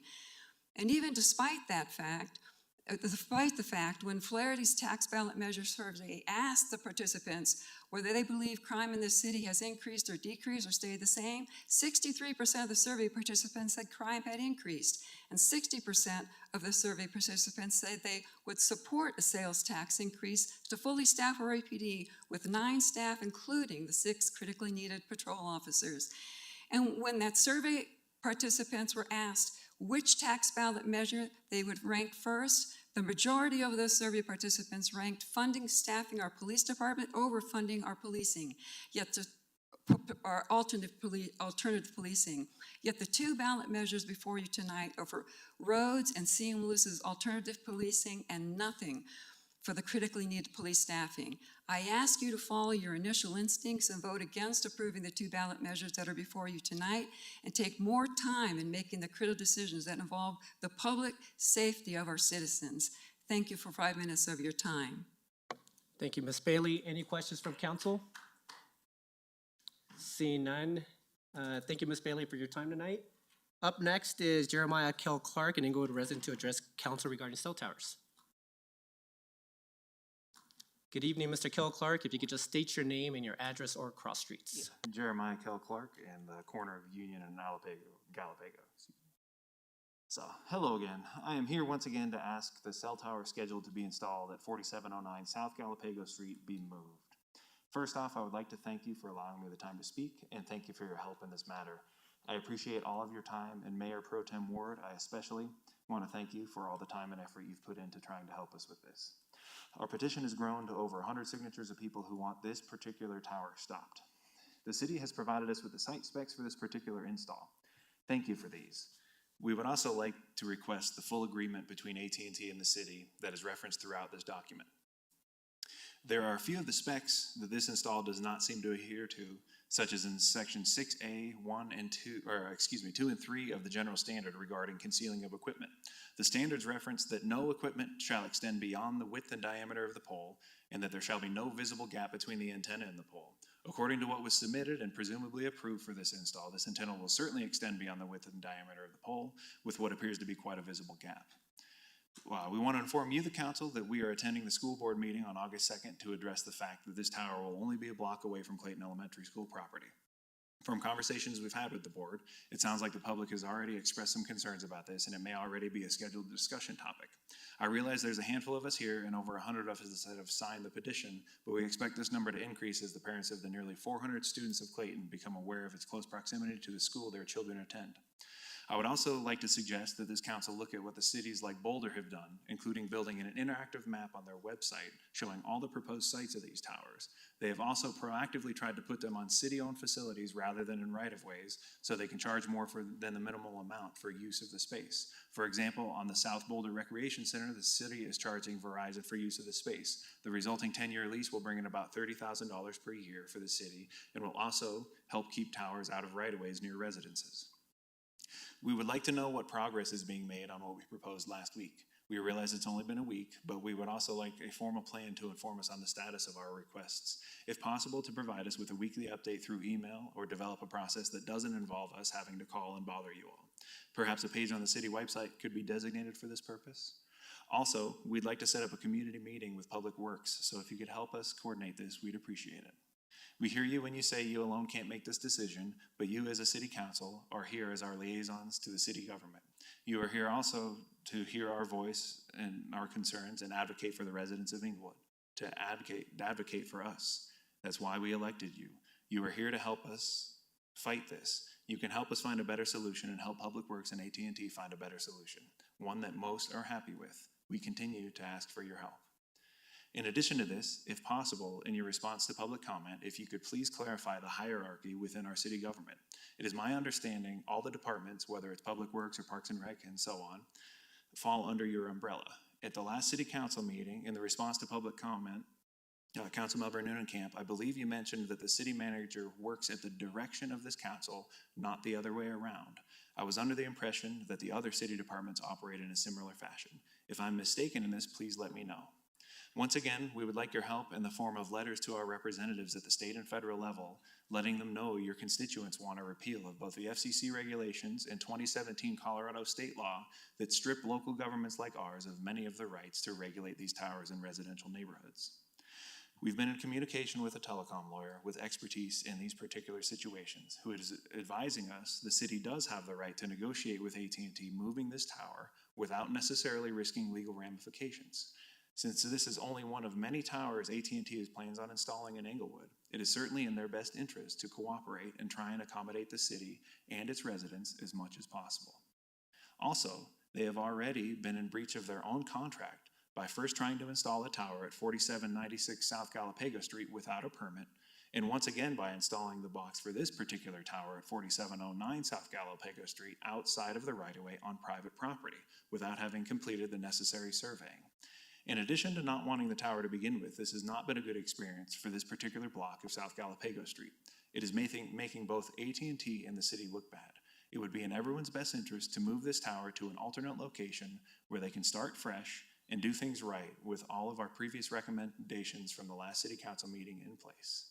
Thank you all for your time. Thank you, Mr. Kell Clark, for your topic tonight. Any questions from council? Seeing none, Mr. Kilclark, thank you for your time. And that now concludes the scheduled public comment for tonight. We're going to move on to recognition and unscheduled public comment. Same information applies, although you're going to be limited to 3 minutes. And I do want to make a statement. We're going to have passionate voices on both sides of the issue. I want to make sure that members of the public, regardless of where they stand on any issue, I want them to feel that this is a safe space for them to speak. So please withhold any applause or any other type of noise after someone speaks, just because I want to make sure that everyone in the public has the right to speak tonight. So with that, we do have quite a bit of people here to speak, and it looks like we added a few, but we'll start with Morgan Hinchy, here to discuss the 5G tower. And hopefully I pronounced your last name correctly. You did. Good evening, Ms. Hinchy. If you could just state your name and your address or cross streets. Morgan Hinchy, I'm at Union and Galapago. Go ahead. Okay. I am again here today to discuss the 5G tower installation slated for Galapago and Union Avenue. I thank you for your time in listening to us speak last week, and I'm here to follow up on discussions that have taken place since that meeting. Since last Monday's meeting, we have been repeatedly told by members of City Council and Public Works that this site location cannot be moved or the City of Inglewood will be in breach of contract with AT&T and could potentially be sued by AT&T if the location is changed. However, we have been in communication with class action lawyer Robert Berg with the Environmental Health Trust, who has notified us that the City of Inglewood does indeed have the ability to negotiate any terms of their agreement with AT&T. He made us aware that this is in AT&T's best interest to come to the table during these types of negotiation discussions, as the City of Inglewood has the power to make their plans for future installations a more difficult process should they choose not to do so. Furthermore, the City of Inglewood clearly has the upper hand in this situation, as AT&T has completely botched both cell tower installation attempts. First, by digging in a resident's yard without proper permits or notice. Secondly, by installing equipment within the property lines of the new location site, while also lying to the homeowners and telling them it was a streetlight replacement only. So I would again like to ask you to please reconsider attempting negotiations with AT&T on the location of the tower going up on Galapago and Union. The location was moved once, and we are confident that it can be relocated a second time. Thank you again for your time. Ms. Hinchy, thank you very much for your time. Any questions from council?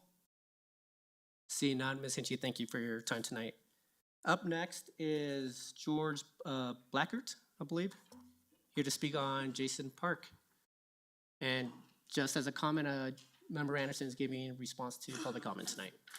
Yes. Mr. Blackert, go ahead. I'm sorry. Mr. Mayor, before I start, is it possible you can put that cool little slide you had of the park? Yeah, with the fencing? Is that the one? Yeah, the fencing one. Yeah, sure. It would make it easier to explain. Sure, There we go. Mr. Blackert, if you could just state your name and your address or cross Sure. streets. My name is George Blackert. I live at 4255 South Lipan. I live directly across from the west entrance of the park. I also have copies of my emails that I want to give to you all. In my email I sent you about the park fencing. First of all, whoever designed that temporary fence, they didn't really think it through. The one gate, one was up against the other people's property line on the far north side. If you're coming in from the parking area, most people couldn't even see the damn gate. The second gate that they like to say they had, you had to go through the playground area to get to it. So technically, there was only one real gate to access from the parking lot to get to the main field. I have seen kids hanging on that temporary fence that are there for your b-ball or whatever it's called. Dog owners, we try to respect everything. But now, because this fence was vandalized because of the poor design of it, you had this massive length of fence that I watched this park people try to pick up. It was bulky and awkward. To me, it would have been more common sense, since Parks has already just suggested it, put a fence in the middle. A gate, or it's not a fence, a gate in the middle of the park. Thereby, everybody coming in or out, sports people included, aren't trying to cut under it because they're too lazy to walk to either end or go over by the children's playground area. So whoever designed it to fail.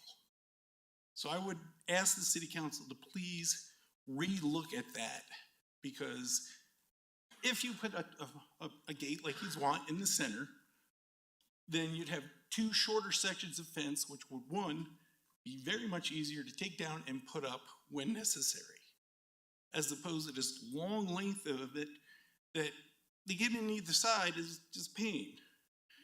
Secondly, the north gate on the north end of the field, literally those people there now have everybody wanting access to the park traipsing by their home.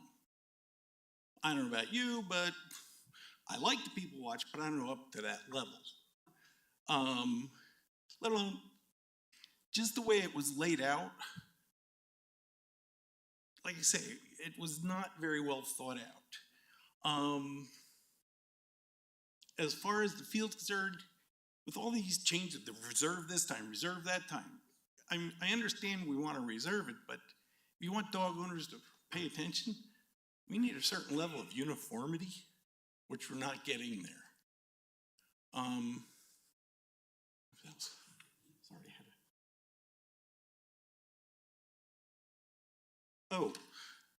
I've also asked on two previous sessions when I believe we're over in the other room, about a breakdown of what money we get from Pirate Sports for the use of the Jason Park field, and does it even remotely justify us cordoning off that whole field just for them?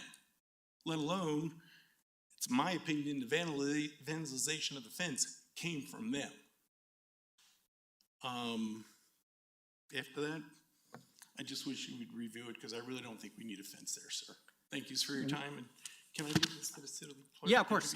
Yeah, Thank thank you very much, Mr. Blacker, for your email as well as your presentation tonight. Any questions from council? Seeing none, Mr. Blacker, thank you very much for speaking tonight. Thank you, sir. Up next is David Hardison, here to also discuss Jason Park. Good evening. Good evening, Mr. Hardison. David Hardison, Oxford and Lipan. Thank you. And I'm seeing if there's a, do I go now? I'm No, looking at the timer here. You're good to go. Okay, So, it's the first time doing this. So, basically, I had reserved this time just in case I had comments after hearing what was going to be presented at the special council. There were some good things that I heard. I do appreciate the fact that we have a park ranger, I don't know if that's the official term or just a good known, to keep an eye, to help actually enforce the times and so forth. One of the things that brought me back to Inglewood was the fact that there was a place for the dogs to run, to explore, to meet other dogs. And I understand that this is multi-use, that we need to share. You can't have everything all to yourself. And it's perfectly understandable. Yes, I have no problem sharing with the kids. If we have the map up, I did note tonight at about 5:30, if you look at the top of the yellow where it says sports use, about from that way up north and then to the west, that small section, that was being used for T-ball today. The rest of that area that was reserved is unused. There's plenty of room for us to have the dogs and keep it separate. When we came up with the temporary fence, I kind of approved of it. I was under the impression that it was going to go up during events, not all day, Monday through Thursday, and then come down on the weekends. But still, it seemed to be a good way to keep everybody's use. Now that we're talking about maybe making it more permanent fence, this feels like a slippery slope, and I hate to use that argument, but it really does feel like this kind of thing has been happening. So again, I asked you all to reconsider a permanent fence, maybe look at a smaller temporary fence, maybe allow the park ranger to do his job and to help keep the vandalism. So thank you for your time. Thank you, Mr. Hardison. No, you did great. Sorry for cutting you off there. Any questions from council? Seeing Mr. Hardison, thank you for your time, and Member Anderson will be responding at the end of these, at the end of all the speakers. Moving on to, I'm not sure if I could get the name, is it Martha? Oh, it is Martha. Martha Griego? Griego. Ms. Griego, thank you for coming tonight. If you could just state your name and your address or cross streets. Martha Griego, cross streets is Quincy and Calumet. And I had this letter written out, but after hearing you all talk and Christina Hill talk, Underhill talk about the park, you know, I have a dog, and I walk my dog everywhere. Rotolo Park, Jason Park, Bellevue Park, we walk everywhere.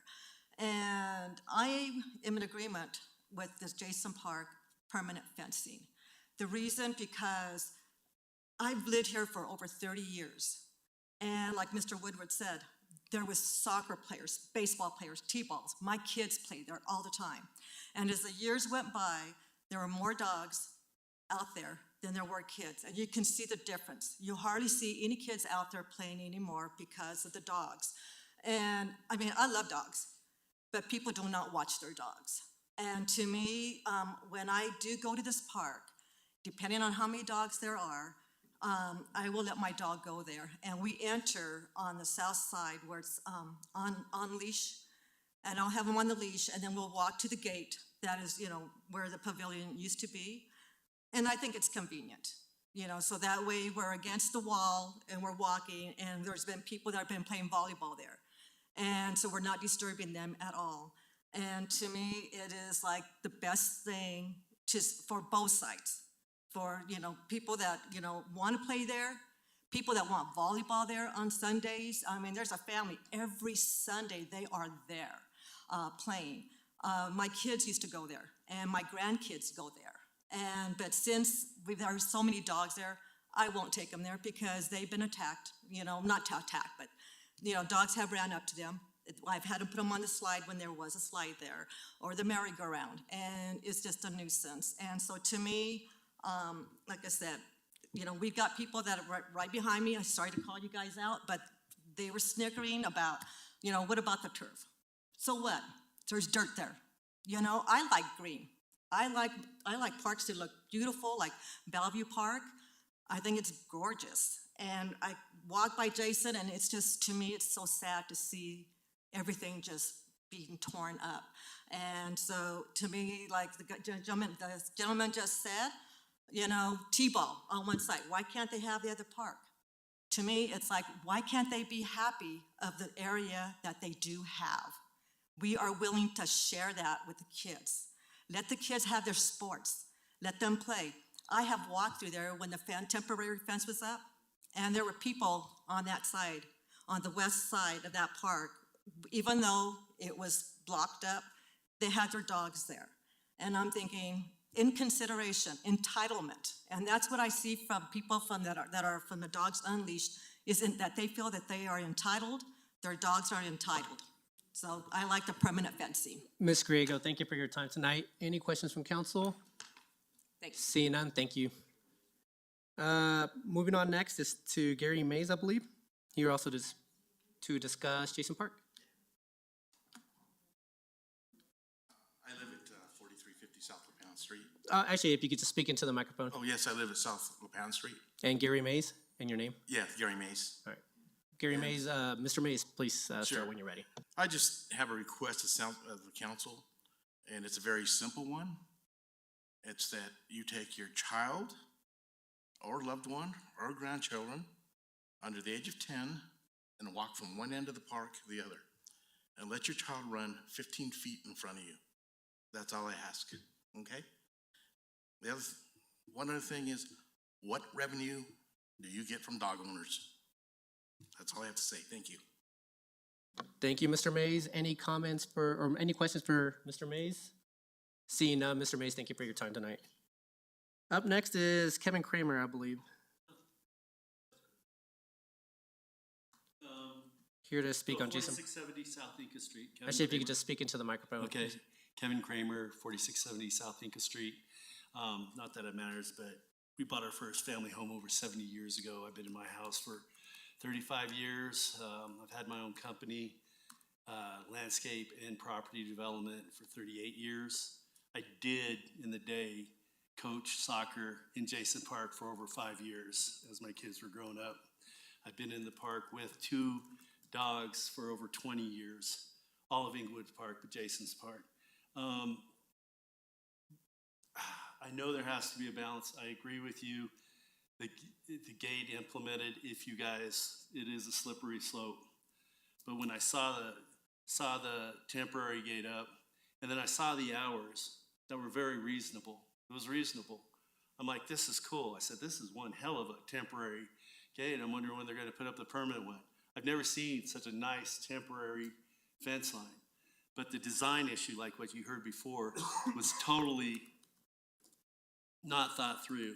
There was only one 4-foot gate, and it was at the very far side, right up against the residential gate. So everybody in the whole park that wanted to go to the back area, the whole park, need to go to the very far gate, go through that gate right outside a resident's backyard, and then go in the yard.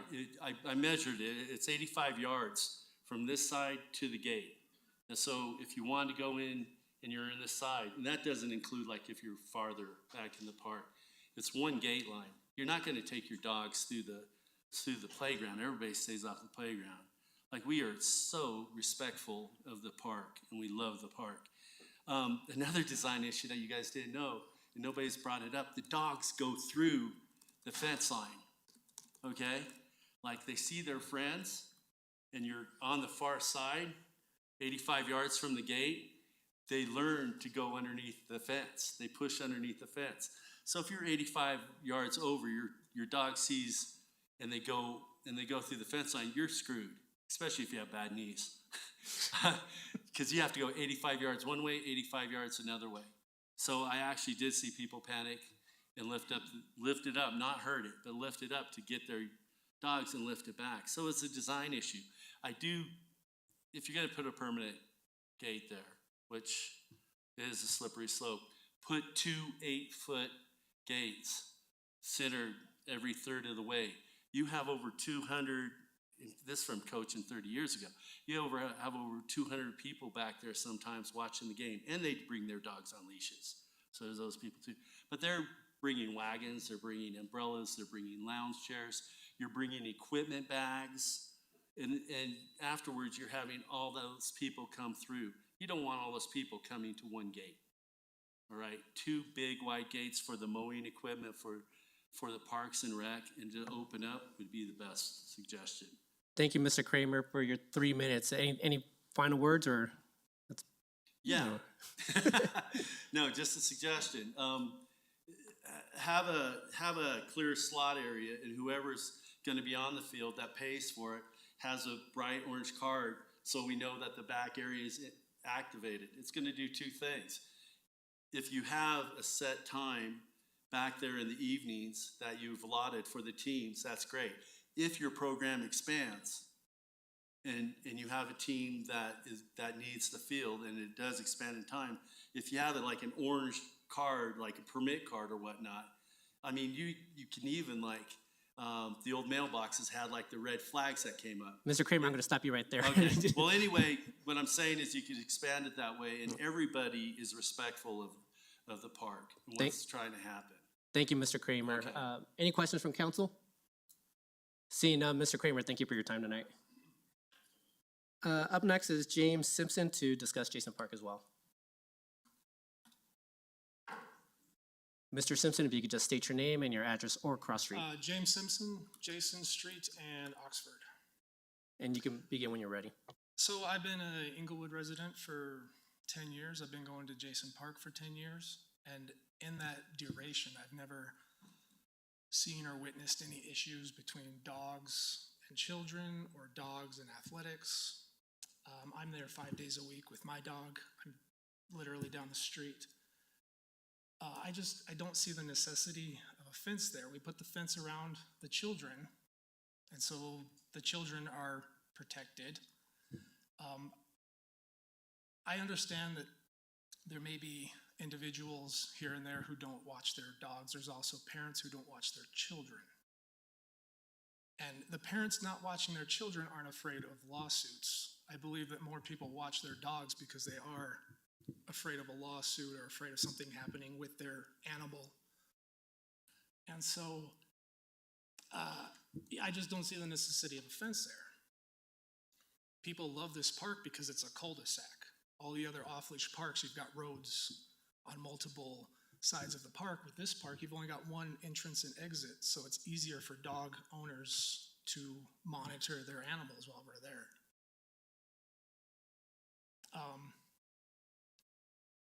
That's it.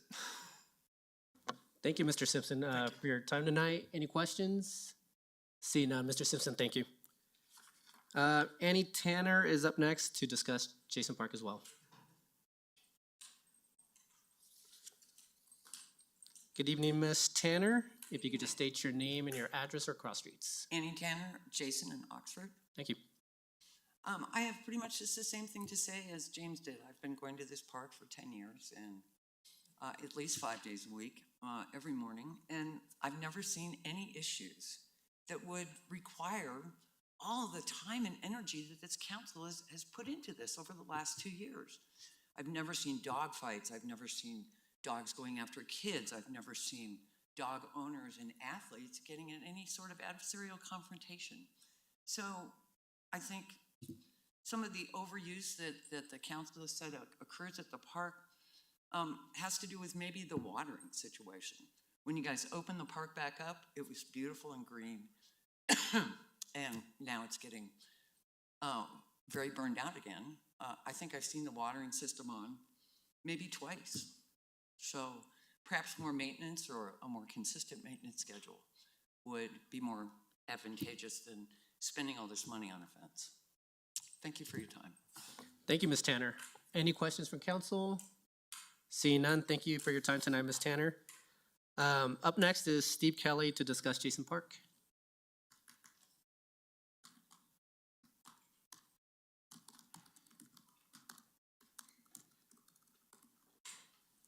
Good evening, Mr. Kelly. If you could just state your name and your address or cross streets. I'm gonna get this ready and then I'll begin. Can we remove that one slide?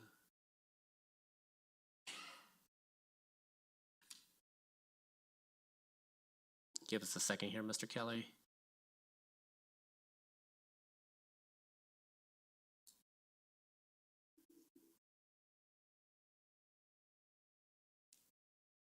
Without starting, I would say, Ms. Underhill, she made a mistake. To your question, Joe, there's only one gate right now. So if someone wanted to do a circuit of the park, they can't. Right where it says gate down at the bottom near the on-leash area, if there were a gate there, they could. City exit. Clerk, I'm sorry. Sorry, Mr. Kelly, are we able to get the? Okay.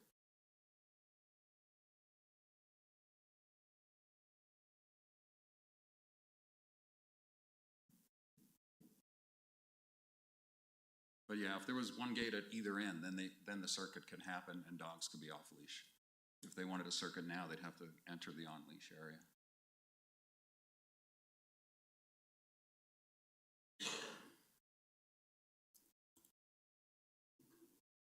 Well, something's happening, Mr. Kelly. I'm not sure if it's what you brought, but. Oh, it's just a zip drive. I used it last week. Okay. Well, let's give it another minute until they tell us it's not working, but.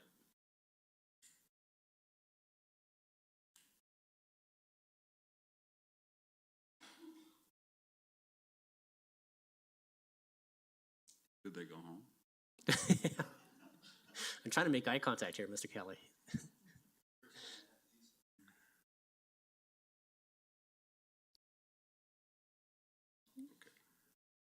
There we go.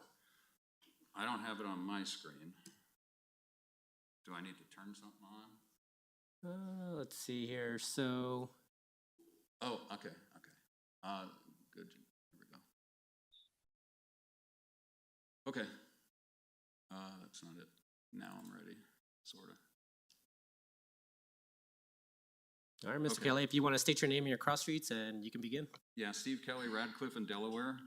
City Council, whatever you do, please, don't change existing access times. There is a typo evidently in item 1A, and it limits what Christina Underhill said and what we have right now to when off-leash times would be. Second, no fence, in my opinion, is needed at all. How did the idea of a fence come up? It was Dave Lewis. At the task force, the idea of placing signs like these that are there today similar in idea, was presented. Non-member of the task force, Dave Lewis, poo-pooed the idea, saying it was, quote, unenforceable, unquote. This comment about enforceability by Dave Lewis in context is a travesty. Look at CRT 340, 387, over 200, quote, violations, unquote, easily enforceable, they were issues of people being at the park at the wrong time of day, not risky dogs, not attacks, none of that stuff. Dave Lewis did not enforce any of these so-called violations. So what right does he, in a way, right, he has a right to say that he can't enforce this. He doesn't enforce the existing one. The easy ones, low-hanging fruit. You look at your watch, it's 12 o'clock. That's a violation. Look, the city has a code enforcement problem, not an off-leash problem. Fact, in my opinion, no fence is needed. Parks hype about off-leash and fear-mongering among commission and some community members is what's going on. This is a good alternative. Please don't ugly up the park with a fence. Here are over 200 violations, quote unquote, not one ticket issued, and virtually all of them are violations that happen outside of dog time. To bring you up to speed, all this hype, Jason Park being marked as the #1 violator. It's when code went in the middle of the day when dogs weren't supposed to be there and counted dogs that were off leash, not attacks, not anything like that. Community members do not want a permanent fence. That will ugly up the park. It will not build community. It will not enhance safety, as Parks mistakenly claims. Council, please do not further restrict off-leash privileges as the proposed language in 1A would do. Whatever you recommend, please state clearly that existing times as set by current signage cannot be reduced. There are virtually no violations any other time of day that has occurred at Jason Park in years. Look since October 2019. That's the reality, not the hype. Thank you. Mr. Kelly, thank you very much for your time tonight. Any questions from council? And actually, I do have a question for you, Mr. Kelly. What are the current off-leash hours? You say that we're potentially reducing the hours. I just want to make sure for the record what it is that are the current hours. Well, in currently. What should they be, I guess? What are the hours? Well, let me rephrase. What are the off-leash hours at Jason Park today? 6 a.m. to 11 a.m. Every day of the week. 6 p.m. to 11 p.m. every day of the week. With the temporary fence in 1A, it says the backside of the park would be available Friday through Sunday when reservations aren't in existence.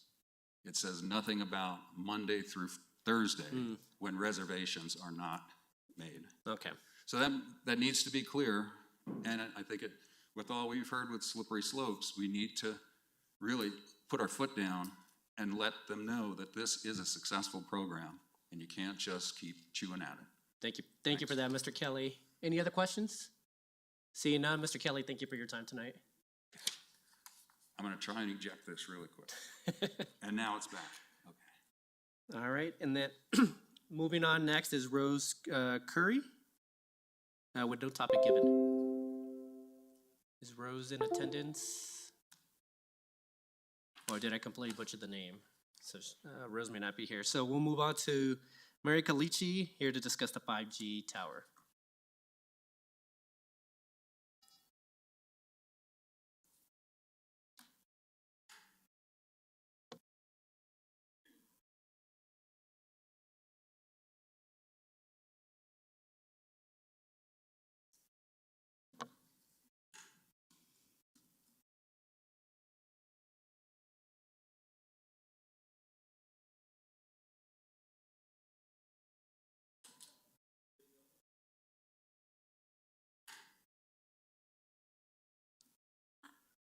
Good evening, Ms. Kalechi. Yeah, Thank you very much, Mr. Kelly. Ms. Kalechi, if you could just state your name and your address or cross streets. Mary Kalechi, and it is Inca and Inglewood. So I am here to speak about the 5G going up. I knew right away, a couple, like a year and a half ago, when we installed smart meters in my house. I started getting migraines and all of those things that followed along with. I'm not gonna go into too many details, but I got a pretty pricey piece of equipment in my house to neutralize all that dirty electricity going on. We have, the people that have been coming up have been trying to be very factual about it, about people's rights and things, but I believe that there is a major health issue going on with this dirty electricity. And I would implore you guys to look into that, because there's a lot of us in this community who are kind of vulnerable parts of the community, including young brains. And I would like to keep that in your guys' minds. I also just look at what's gone on with Jason Park and what's about to go on with us asking for money for public policing and all the stuff that's gone on around my neighborhood. We're another phase of what the slippery slope that I think our city's going down. I do believe that the alternative policing is not something that our taxpayers necessarily approve of. We just might be desperately looking for more help in the community. And I do believe that we should probably look into this and we should dig deeper into the 5G. And I hope you guys would take care of the citizens and maybe do what they were saying about maybe getting some quality, maybe getting some taxpayer dollars back to the city or some money back to the city so we can make this a fair trade. So thank you for your time. I thank you for all that you do. Thank you, Ms. Kalechi, for your comments tonight. Any questions? Seeing none, Ms. Kalechi, thank you for your time. Thank you. Up next is Savannah Eigenberg, here to discuss the Bellevue Park shooting.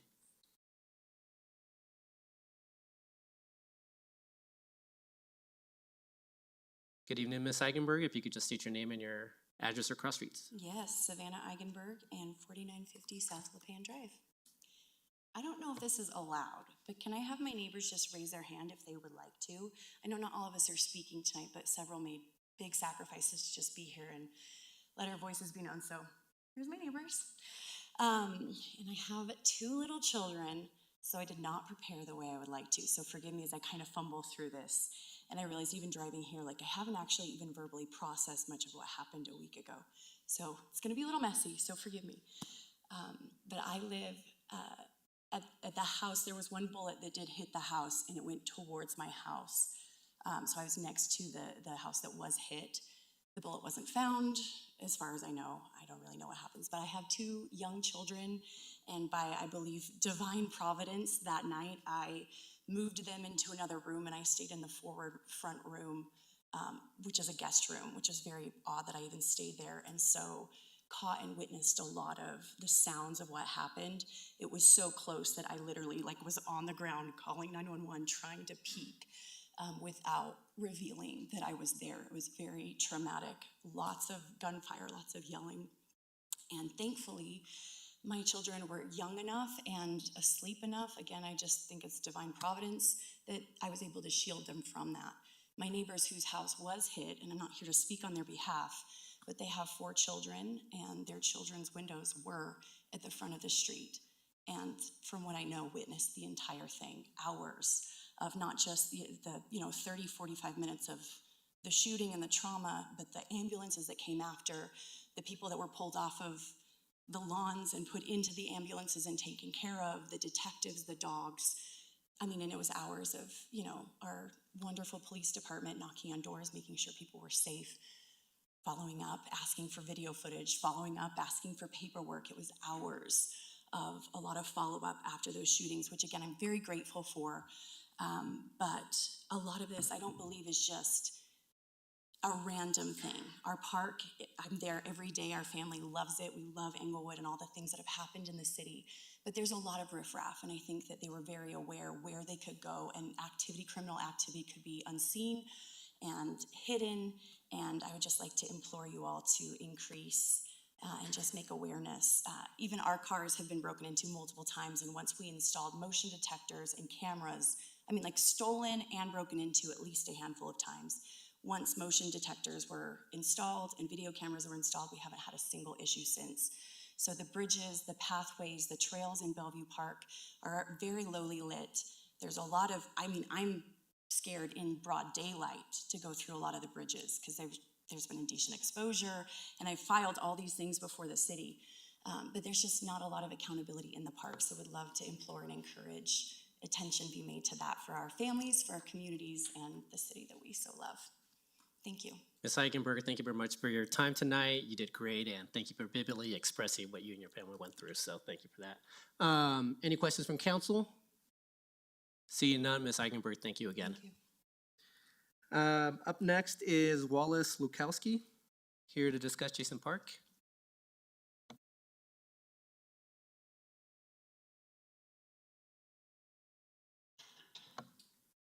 Good evening, Mr. Lukowski, if I got your name correct. Thank you, you did. You're close enough. If you could state your name and your address or cross streets. My name is Wallace Lukowski, and I live at 4330 South Jason. I'm a half a block long ways from Jason Park, and I'm a short block from Rotolo. I go to Jason Park every day. I go to Rotolo once a month. Why? Jason Park is so much better. My dog loves Jason Park. We go there for an hour every day. I turn my dog loose. The young lady back there takes care of my dog while I walk the park, doing a poop patrol and clean up trash. I talk to people. I don't talk to all the pissed off people of what's going on at Jason Park. I just talk to them and tell them what I think is right and what's wrong, and they usually like to hear what I say. I also talk to the city employees. I talk to the guy who picks up the garbage. Number one park, he says, in all of Inglewood is Jason. He says nobody comes close. There's no second, there's no third, there's a couple of fourths. But he says Jason Park is number one. It's the cleanest, best kept park there is. I talk to the guys who run the lawnmowers. They're not happy with Jason Park and what's going on. You're putting up fences. It slows them down, they say. Slows them down a lot. They have 17 parks to do in 1 week. Without the summertime help, they don't make it. They have to scrimp cleaning the parks. They have to run over things that are laying on the ground. They don't have time to do it. They like me because I do. I move picnic tables to get it out of their way so they can move faster. I pick up the trash. I pick up tennis balls that they cut up. Dogs eat those tennis balls. Not good for dogs. It almost kills them. But yet city workers run them over constantly. We don't have any water in Jason Park right now. I bring 1.5 gallons of water every day to Jason Park. I give it into a bowl so every dog won't be dehydrated. But guess what? The city park people throw them away every day. And I have to go put new ones out. I don't mind. I'm rich enough, I can afford it. I can do it, but I don't like doing it. I talk to the sprinkler guys. We've lost sprinklers like crazy in Jason Park. That's why you have so much brown grass right now. They just didn't get watered. It doesn't have nothing to do with the middle of the soccer field. You know why? Because it didn't get watered. The sprinkler system was broken, and they couldn't fix it over the winter. We had another one break last week.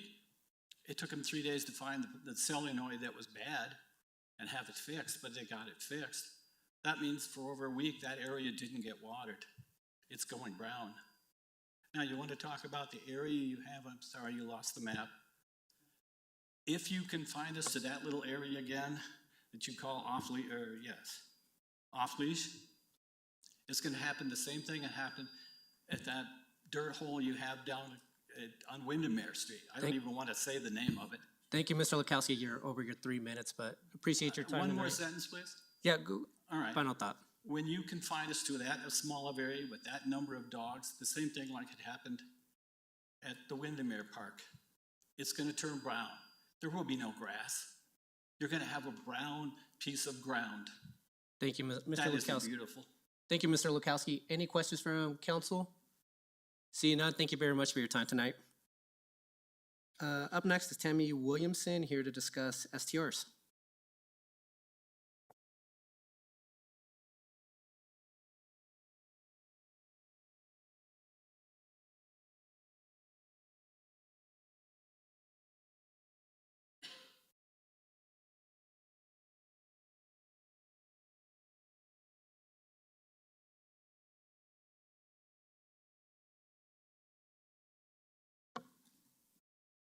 Good evening, Ms. Williamson. If you could state your name and your address or cross streets. Yeah, hang on.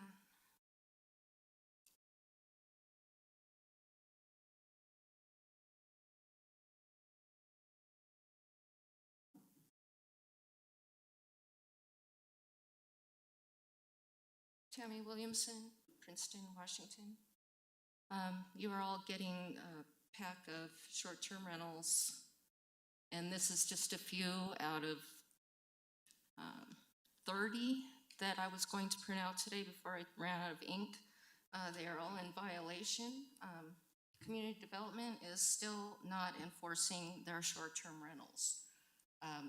They have, you know, an address finding app or whatever they're using that simply does not read the listings. It does not look up the listings. It does not look at the pictures.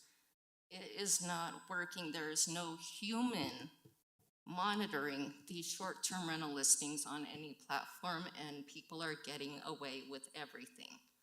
Now, it only took me like 30 seconds to Google 10 people Inglewood, and we know, by now we should all know that the limit is 8 person per house. The first two popped up, 10 guests. Second one, it's like 9 guests. Now, the sad thing about this is I know nobody is watching this because you gave them licenses and they are in severe violation. It takes 5 seconds to look this up. I should not be doing the city's job for them. Now let's go through this list of violations that nobody is monitoring. And simply to have community development tell me, oh, send me the link or go talk to the neighbors of this place. No, I shouldn't. I am not being paid by the city to do the city's job, and I'm still doing it. Okay, first packet, this woman is running 3 separate Airbnb listings through one house. She does not live there. She is not licensed. Second packet, the one that says Best of Denver. Still, 8 guests for a no-bedroom basement. I've been complaining about this guy since day 1. He's still at it. Packet 3, conveniently located private farmhouse in the city. This is really close to me, behind Starbucks. This guy does not live there. He has no license. He was denied a waiver, a non-occupancy waiver. I was at that meeting. He was denied, and he is in operation.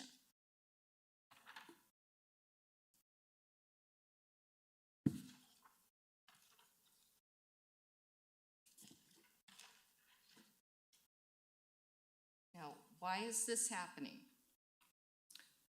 How hard is it to use the internet in this building? I need to know. Ms. Williamson, your 3 minutes are up. Thank you very much for your time tonight. Any questions from council? Seeing none, Ms. Williamson, thank you for your time. Up next is Mary Hanks, here to discuss Jason Park.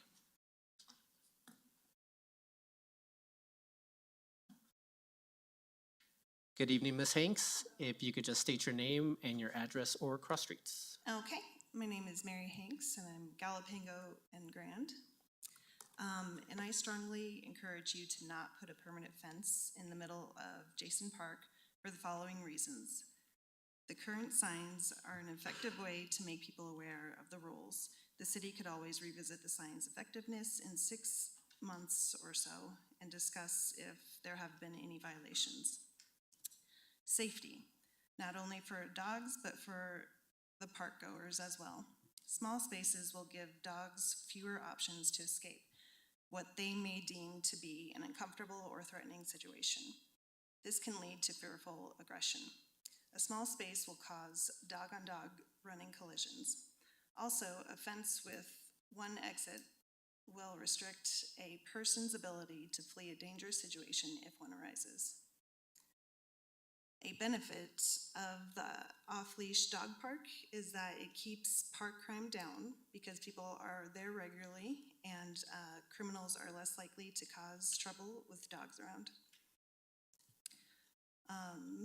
A fence will not only divide the park, but will divide park goers and a sense of community. And finally, a fence would really just be an eyesore. Jason Park is a beautiful open space, and we should all fight to keep it a beautiful open space. Thank you for your time. Ms. Hanks, thank you very much for speaking tonight. Any questions from council? Seeing none, Ms. Hanks, thank you. Up next is Rick Gillett, here to discuss Bellevue Park. Mr. Gillett, good evening. Mr. Sierra, Mayor, Council. 1 week ago, my name is Rick Gillett at 4985 South Lipan. I'm new to this, so forgive me. Do I start now? Good. 1 week ago at 1 o'clock in the morning approximately, we were woke up, those in our community and those who are here, with a first volley of gunshots that most of us thought were fireworks, ended up not being. And then a second volley of 2 shots when we heard people struck and screaming. It is one of the most terrifying incidents that you can ever imagine. And if you just want to know what it's like, there is a video that our neighbors have that is very graphic and very detailed on what we experienced that night. I, as a homeowner, also got to look out my window and see the shooter run across my front yard and hide behind my shed. I was overwhelmed by the experience, as my neighbors were. And then once everything settled down, the question was, where's the shooter? Nobody knew. They brought dogs out, they brought guys with guns out to look. And all of that, not one 911 reverse call to the neighborhood saying there's a shooter in your neighborhood with a gun. No resident was notified. Now, I know that I've been on council for some time ago, and I don't know what the policy is now, but that would be a great subject for a council meeting, is what is our 911, reverse 911 process, and how can we ensure that if there is a loose gunman with a gun, how do we make sure that our neighbors stay in place and don't go out looking like I did on my balcony, to see the guy right there. And it's kind of a unique experience. I think I was more afraid of my wife yelling at me for doing it than the actual incident, but I'll digress from there. We had 4 people in my house that night, my wife and I and our 2 grandbabies. And Miss Eigenberg said it was providence. I will say it was the hand of our Lord God that protected us that night and protected neighbors, and I'm so grateful for that. The second thing that's happening now is we are getting nothing from the city in the form of a community meeting saying, here's where we're at. Have you ever heard the term curiosity satisfied is interest lost? We're not going to lose interest on this, but we have so many questions in the community. Did they find the guy? Did they find the gun? Did they find something? And we're hearing nothing.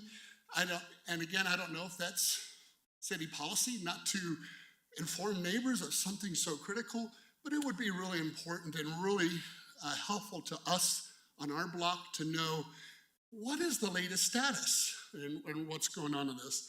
And Ms. Eigenberg also mentioned about, and so did Rick, about lighting and cameras. I had a great conversation with Mr. Woodward today about Arapahoe County funds, and I'm going to ask that you consider using some funds from the Arapahoe County to put cameras in security, and my time is up. Mr. Gillett, thank you very much for wrapping up there. Any questions for Mr. Gillett? Actually, Mr. Gillett, I do have one question. In terms of notification, are you on social media or Nextdoor, any of those things? I'm on Nextdoor, but I don't read it anymore. Okay, And I'm not on Facebook or Twitter. okay, I'm so, on the old telephone policy. so your preference to get notified from the city would be through reverse 911 or some type of method in terms of updates? Sometime- Okay, I think most of us that have a cell phone have it registered at an address, and the reverse 911 can notify our cell phones as well. perfect. Mr. Gillett, thank you very much for your time tonight. Thank you, Mr. Thank Mayor you. and Council. We're down to 3 final speakers. Next up is Barb Bowman here to discuss. I'm not sure exactly, but is Ms. Bowman here? Sorry, I know we're down at the end of the page, so it was kind of hard. Ms. Bowman, if you could just state your name and your address across. My name is Barb Bowman. Wow, that gets loud. At It does. Galapago and Union. All I want to say about the 5G tower is we have a lot of young families with and without children moving into Inglewood. This being their starter home or their forever home. In today's climate, they have put a lot of money into buying these homes with the prospect of losing possibly 20% of equity because of the 5G tower. It's not fair. The same goes with longtime residents like myself. I need to get as much money out of my home as possible for retirement. I can't afford 20% loss. I asked why when Mr. Rice at the other end of the block had it taken out, no one from the city or city council talked to the rest of the neighborhood to see what we thought about it. I asked this question before and never received an answer. How much is the city benefiting from this contract with AT&T? How is it helping the residents of Inglewood? Is it making our schools better? Our streets safer? In conclusion, I was not present at last week's meeting, and from the feedback I heard from my neighbors, it didn't seem like it was a top priority. It seemed to be an annoyance. I understand this is not your primary job, but you took this job that you were voted in by the citizens to hear our complaints and our problems. We as your want you to stand for us, not against us. Thank you for your time. Ms. Bowman, thank you very much for your time. Any questions for Ms. Bowman? Seeing none, Ms. Bowman, thank you. Up next, Mr. John Lieberman here to discuss dog parks.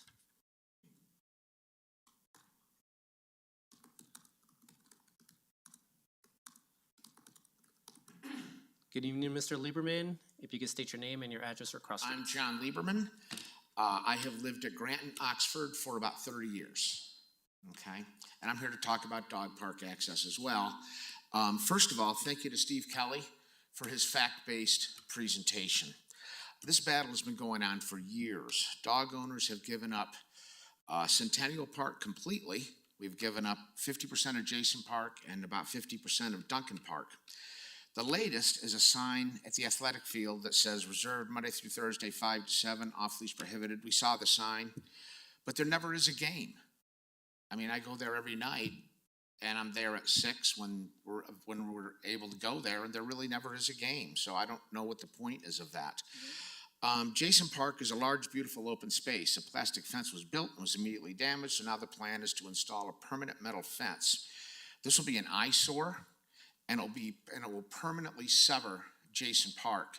And I don't think anybody wants to do that to that beautiful, large open space that we have there. All of this is unnecessary.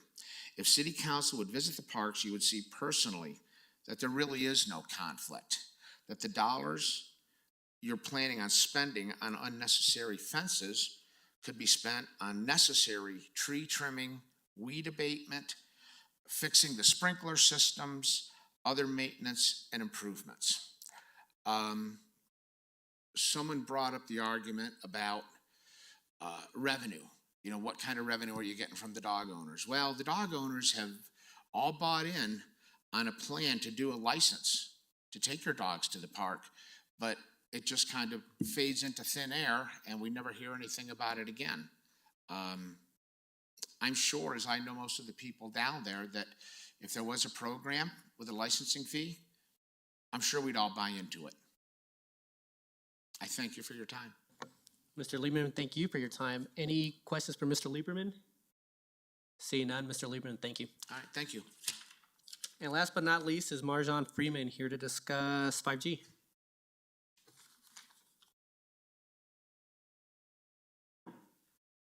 Good evening, Ms. Freeman. If you could just state your name, address, or cross street. My name is Marjan Freeman. I'm at Fox and Top. First of all, I want to thank you for everything that you guys do. I'm going to try to be fast about this and try to squeeze in as much as material I can in just 3 minutes. I think a lot of times when the concept of the 5G or 6G after that it comes up is that people assume that these companies have done homework. They assume that they passed the safeties. I just want to pinpoint that there was no such research has been done about this. And I want to point out a couple of scientific factors about 5G. And then after that, the layout that is going to come in the 2030, which is 6G, which is 1,000 times bigger than this. I want you to remember that 4G goes to 5 gigahertz, where 5G goes to 60 gigahertz. 5G goes to 60 gigahertz. To kind of give you a comparative of that, this is the 4G is a broadband, meaning it has a huge wavelength. Where when you go to the 5G, you go into millimeter bands. To give you a comparison of that, is your microwave has 2.5 gigahertz of the millibands, which means you've seen what it does to the tissue when you put a chicken or beef in there. Pretty much it explodes. So I just want you to think about if that's what it does, your microwave does, think about 60 gigahertz will do to people. And so, and it brings out the factor that who set up these things. I highly encourage you guys to do your own homework with this and to recognize that this 5G and 6G were set up by GIBCO, Global Energy Interconnection Development Corporation, was placed by SGCC, which is a Smart Grid Corporation of China.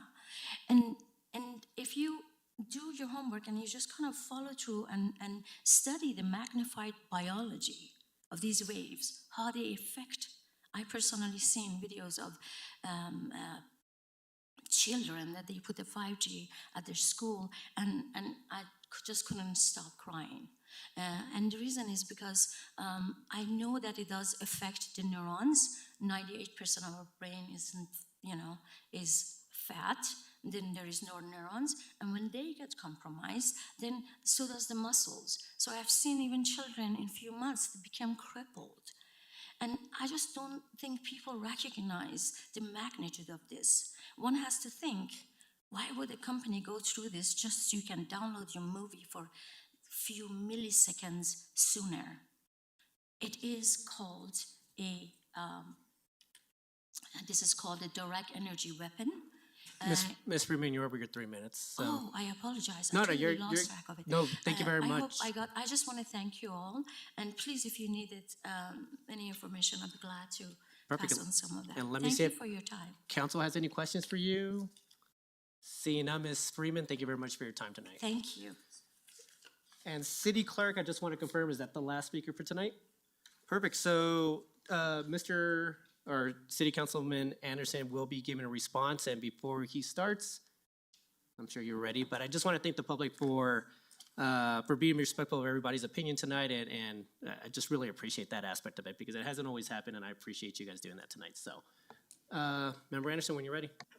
Thank you, Mayor, and thank you everyone for coming out and speaking tonight about a lot of different issues. I know some of these things are really hard, and we can't solve every challenge right away, but we're hearing you, and we're trying to figure this stuff out as we go as best we can. So I'll kind of take these issues one at a time here. First of all, for those of you who came out and spoke about what happened on South Lapan Street near Bellevue, Mr. Emmelhines and Mr. Gillett and Mrs. Eigenberg, was that the other one that did it? Yes, thank you. Thank you so much. What you've been through is incredibly difficult, and just hearing your stories, and I have kids myself, and I live in the city too, and I'm feeling the emotion along with you, and it's just a traumatizing situation. So I'm sorry that you guys went through that and all that happened on your block. And thank you for showing gratitude to the police department that showed up quickly, and I'm just really thankful for our police and that the situation wasn't worse than it was. And also Mr. Imlines and the neighbors who contributed to this as well. Thank you for coming with a list of really specific suggestions that we can kind of start on to think through how we can improve the situation. And so this is just the beginning of the conversation, but I hope to continue it. But for tonight, I want to begin by a process of analyzing those suggestions. And so this is my first council request for staff is to analyze the feasibility, the costs, and the alternatives for the suggestions that Mr. Imlines brought up regarding the issues at Bellevue. Those were changing the park hours, improving signage, improving existing lighting, adding new lighting, and increasing police patrols, and closing or limiting access to the overflow parking lot. And then the second council request is along these lines, is just kind of a follow-up on what happened, is what was done to notify and protect the neighbors during this event, and how did all that play out that evening. That'd be helpful to know as well. So again, that's where we can start tonight. Thank you again for coming out. I'm sorry you guys went through what you went through. Second, I want to address the issue with the 5G tower. Again, you guys know this is another very difficult issue for knowing how to deal with as a city council because of state laws and other things that we're dealing with. But thank you, Mr. Clark, Ms. Henchy, Ms. Bowman, and Ms. Freeman for coming to speak about that.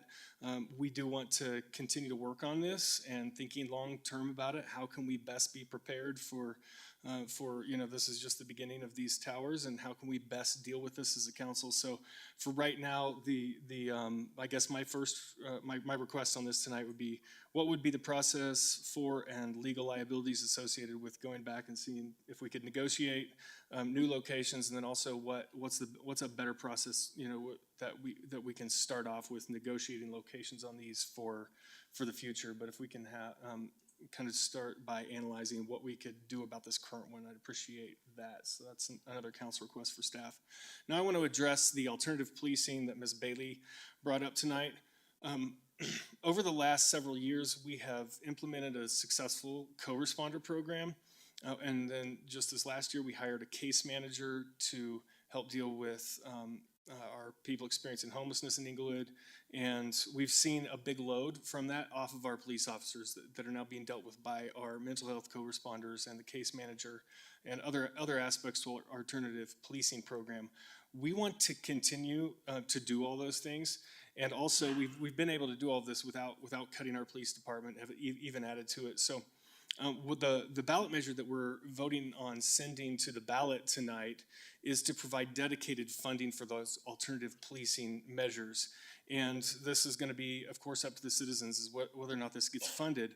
But if it passes, this will dramatically help the overall financial condition for the police department. So we're not choosing between alternative policing and making sure we have police officers on the streets. All of this works together within our police department to make sure that we have police officers on the streets and make sure that we also have the alternative policing programs in place to deal with the issues that they can do. So they work. Both of these programs work together, but we wanted to provide that long-term sustainable funding for the alternative policing program for the benefit of the police department as a whole. Regarding the STRs from Ms. Williamson, I have a council request on that, and that's just, I know it's been a while since we've talked about this, and my memory is not clear. I don't know if the process has changed or not, but this would just be what's the current process for analyzing and looking at short-term rental listings. Is there an actual person that's looking at potential violations, and then what is the process for dealing with those potential violations as well? And then finally, regarding Jason Park, we've heard from a lot of you tonight, and I know there are many arguments for why we should eliminate the fence, why we should keep the fence, a lot of different views on this. And I know some have not seen any challenges between the children or the sports players and others have seen those problems, and there's a lot of different perspective issues going on here. This has been a conversation we've had for a long time here on council, and the decision, I think we made these decisions last fall after gathering a lot of community input. And it's a very, it's a difficult community compromise to figure out how we can have everyone using our parks well. I don't know if what we have done is the best or the perfect solution, but it's kind of where we're at right now. And so I think that adding this decision that we had tonight to continue with the fence there, make that permanent fence, is just in keeping with the decision we've already had that's really worked pretty well over the last however many months since we implemented that, probably about 9 months since we started implementing this program. So I want to continue seeing how this continues to work out over time, but I do thank all of you for bringing your concerns and being willing to speak tonight. So that is my response to public comment. Well said, Member Anderson. Anyone else from council want to weigh in? Mayor Pro Tem. Just a couple of things to add. Regarding the LaPan Street neighborhood and the city's response, I did talk to the manager about this on Thursday and requested a community meeting with police in that area, so that is in the works. Similarly, on the 5G tower issue, also occurring in District 4, I would like to request a meeting with Public Works, as these neighbors have requested, to discuss that process, as well as what the situation, which seems to be rather constantly evolving, is at now, and what the steps going forward are. Thank you, Mayor Pro Tem. Just a clarification, a community meeting as well with Public Works? Correct. All right, thank you, Mayor Pro Tem. Member Woodward and then Member Nooncamp. Thank you. I want to piggyback on council requests on some of Council Member Anderson's, specifically with regard to LaPan and Bellevue Park. I would like to know if there is available to us through, I assume, Arapahoe County, a reverse 911, where they can pick an area. I guess when I talked to Mr. Gillett earlier today, I just kind of assumed we had it. And obviously we don't. And so I want to know, how can we get it? And if that is something that comes through the county and dispatch. So that would be my request. Thank you. Thank you, Member Woodward. Member Nooncamp. Thank you, Mayor. Thank you to everyone who came out tonight. I know it's a long night, and I know it can seem like you're just talking and not getting a response. We respond at the end, but I know it's a dedication, and thank you. And for those of you who experienced traumatic events of last week, I'm so sorry. We hear you. That's so scary, so challenging. And I want you to also know that this council takes that experience, that occurrence very, very seriously, and we are actively discussing what our budget looks like for next year. What does our police department need? What are the things that the city needs to continue to keep it safe? So I appreciate you coming tonight and to just know that we hear you. I appreciate also for the Mayor Pro Tem hosting that community meeting, but I wonder if Member Anderson is amenable to it, tacking on to the council request. What is our policy when a shooting happens in the community for the after outreach from the police department? Is there a standard procedure for a community meeting or for an email or information about has the suspect been taken into custody or those kinds of things? I think that would be helpful for us to know. I wanted to follow up on two more things. To my comments earlier, I know there was a member tonight or of the community who said maybe council thinks that you coming is an annoyance. I want to tell you right now it's not. I really value the time that you take to be here, and so never annoyed by you being here. Thank you so much for being here. And specifically to Mr. Kel Clark, you had a question for me, what I shared in council response last week. All of our city departments report directly to the city manager, all of the directors of all of our departments. The only two staff that report directly to city council are our city manager and our city attorney. So when we provide direction for the city, it's through one of those two. If you have any other questions about that, please feel free to come talk to me or shoot me an email. I'm happy to chat further. Thank you very much, Member Nooncamp. Anyone else? Seeing none, that concludes public comments. We should now take a break. So if we could come back here at about 8:50. That gives us a little bit over 10 minutes. Thank you very much, everyone, for your time tonight.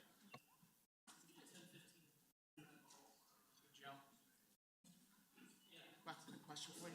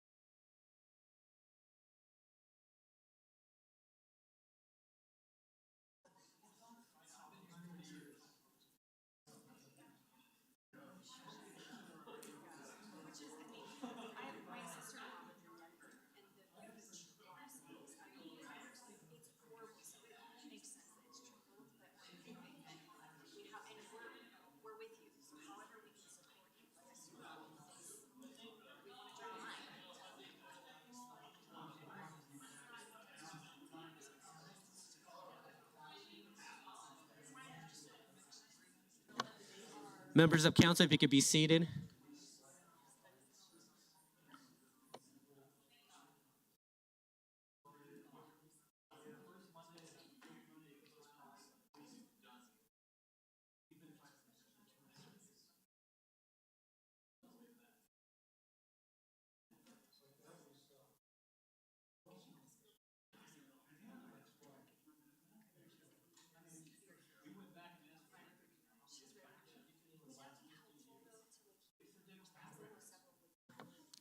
Members of council, if you could be seated.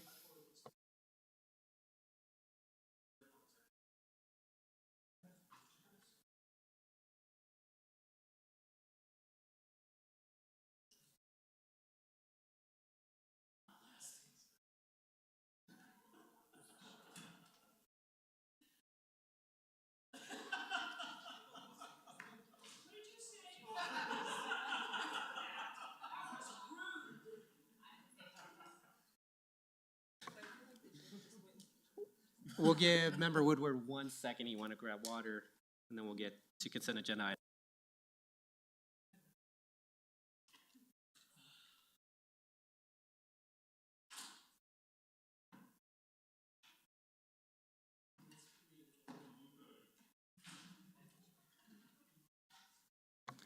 And Anderson's gonna buy your dinner next week.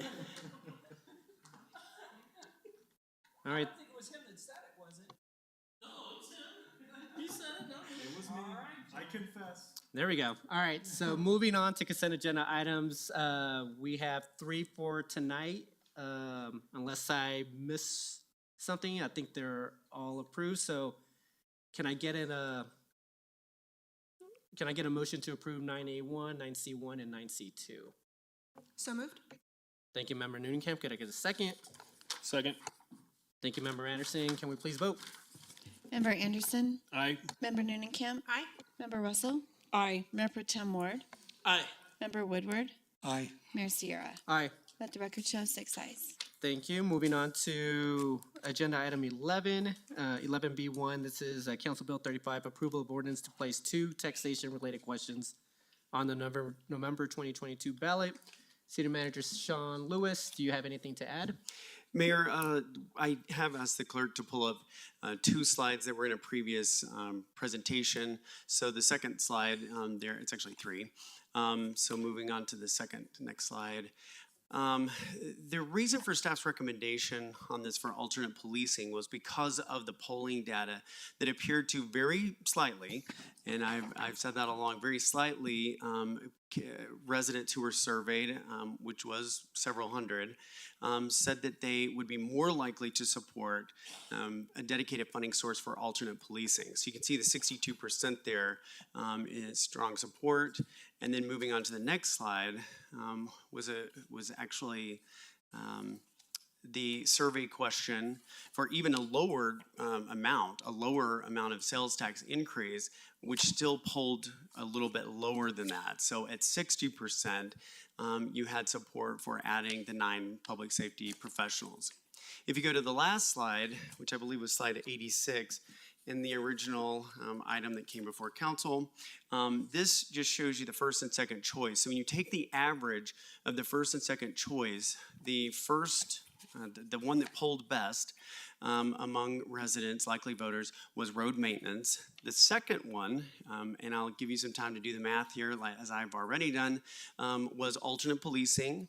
And the third was additional officers. So for that reason, staff, in trying to, number one, represent the community's choices as represented in that statistically valid survey, that's why our recommendation was for the alternate policing. But as you can see, the numbers are pretty close, and certainly staff has been open to council's direction to put this on as additional police officers, but perhaps I'm overly pragmatic in trying to find something that will achieve the same result by asking the question about alternative policing. And just a word about that, and I have corresponded with Ms. Bailey tonight, with regard to the overall impact of either question that council put on, either additional officers or alternate policing.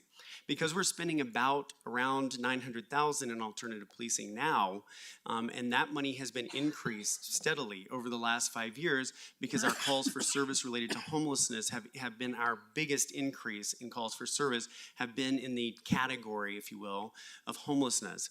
So if we could have a dedicated funding source for that, approximately, 7 to 9,000, the chief of police and I are still putting a number to that.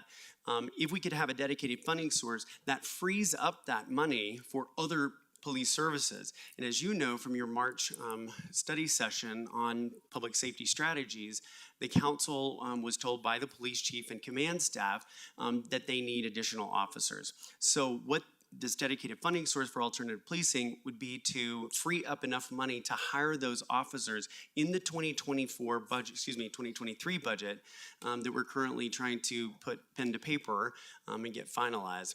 Without that, we cannot fund that many additional officers. We think we can fund a couple, but because of our budget situation that we're facing for 2023, we are going to be able to fund very few additional staff members across all departments, very few enhancement requests, and so we think that we could, accommodate a couple of officers, probably the desk officer, but without the ballot measures, we won't be able to fund all of those without making cuts in other departments.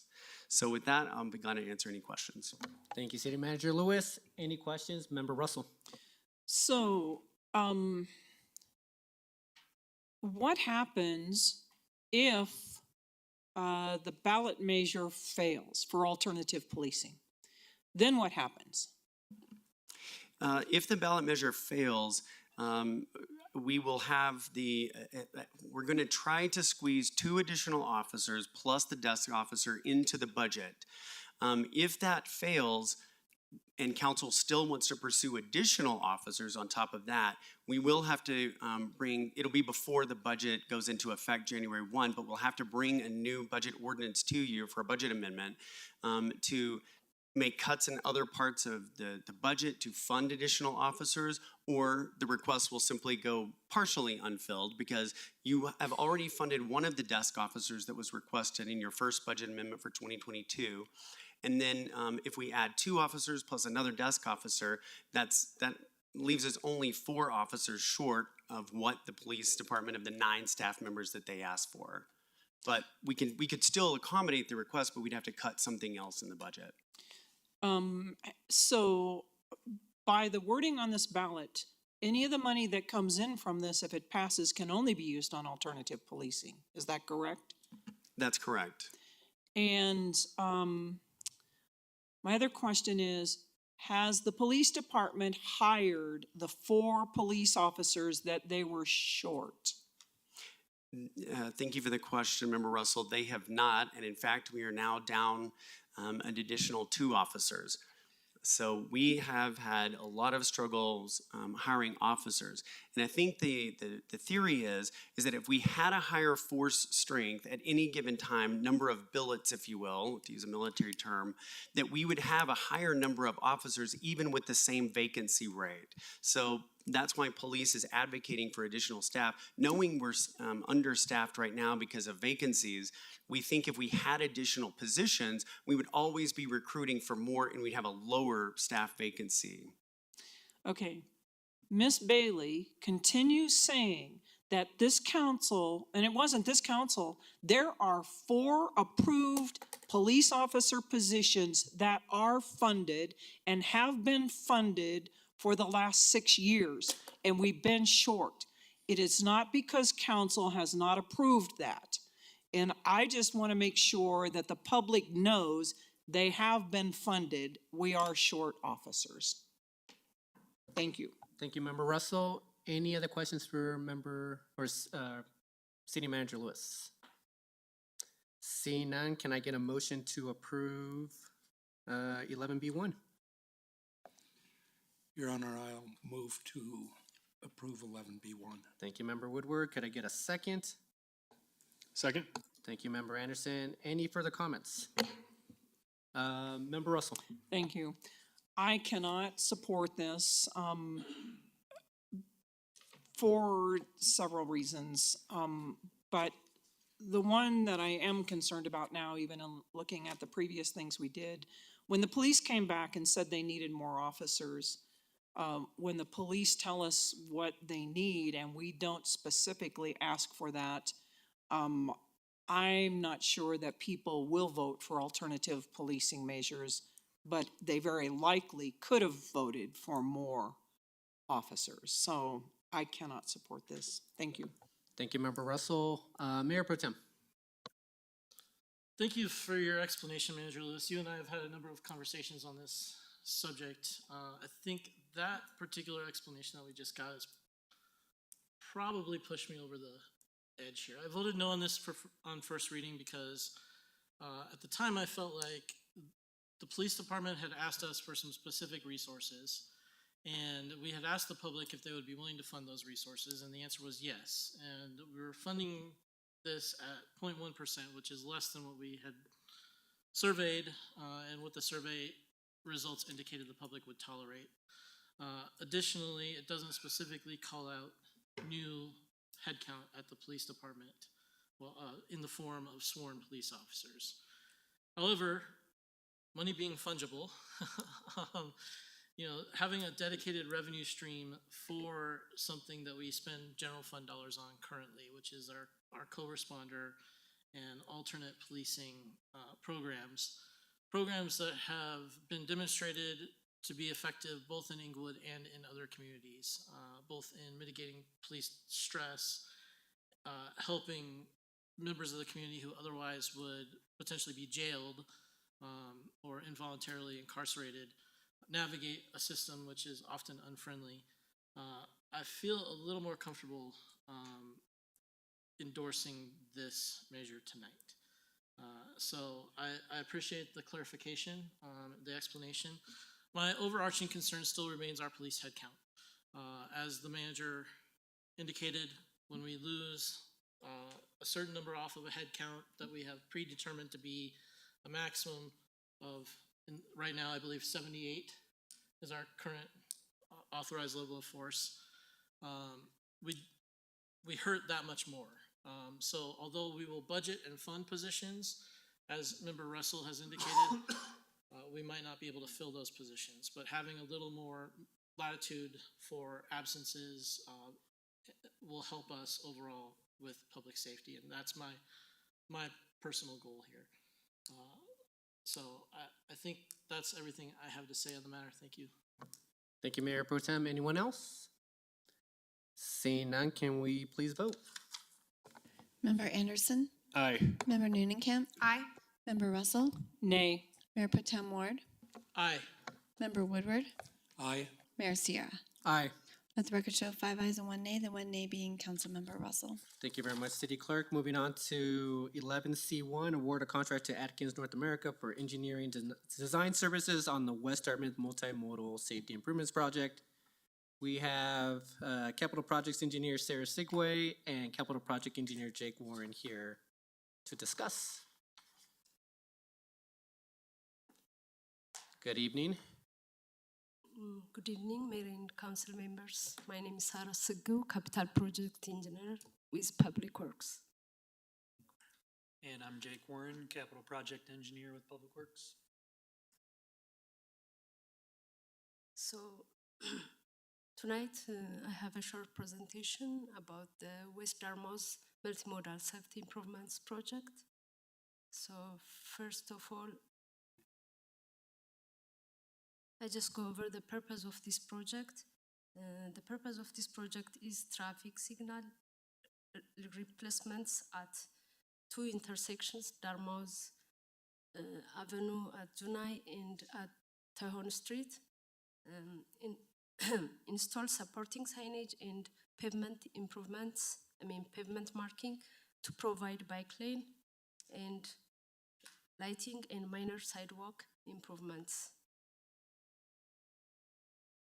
So here is the project location, and the yellow part indicates the project locations on West Dartmouth from Junai to South Platte River West.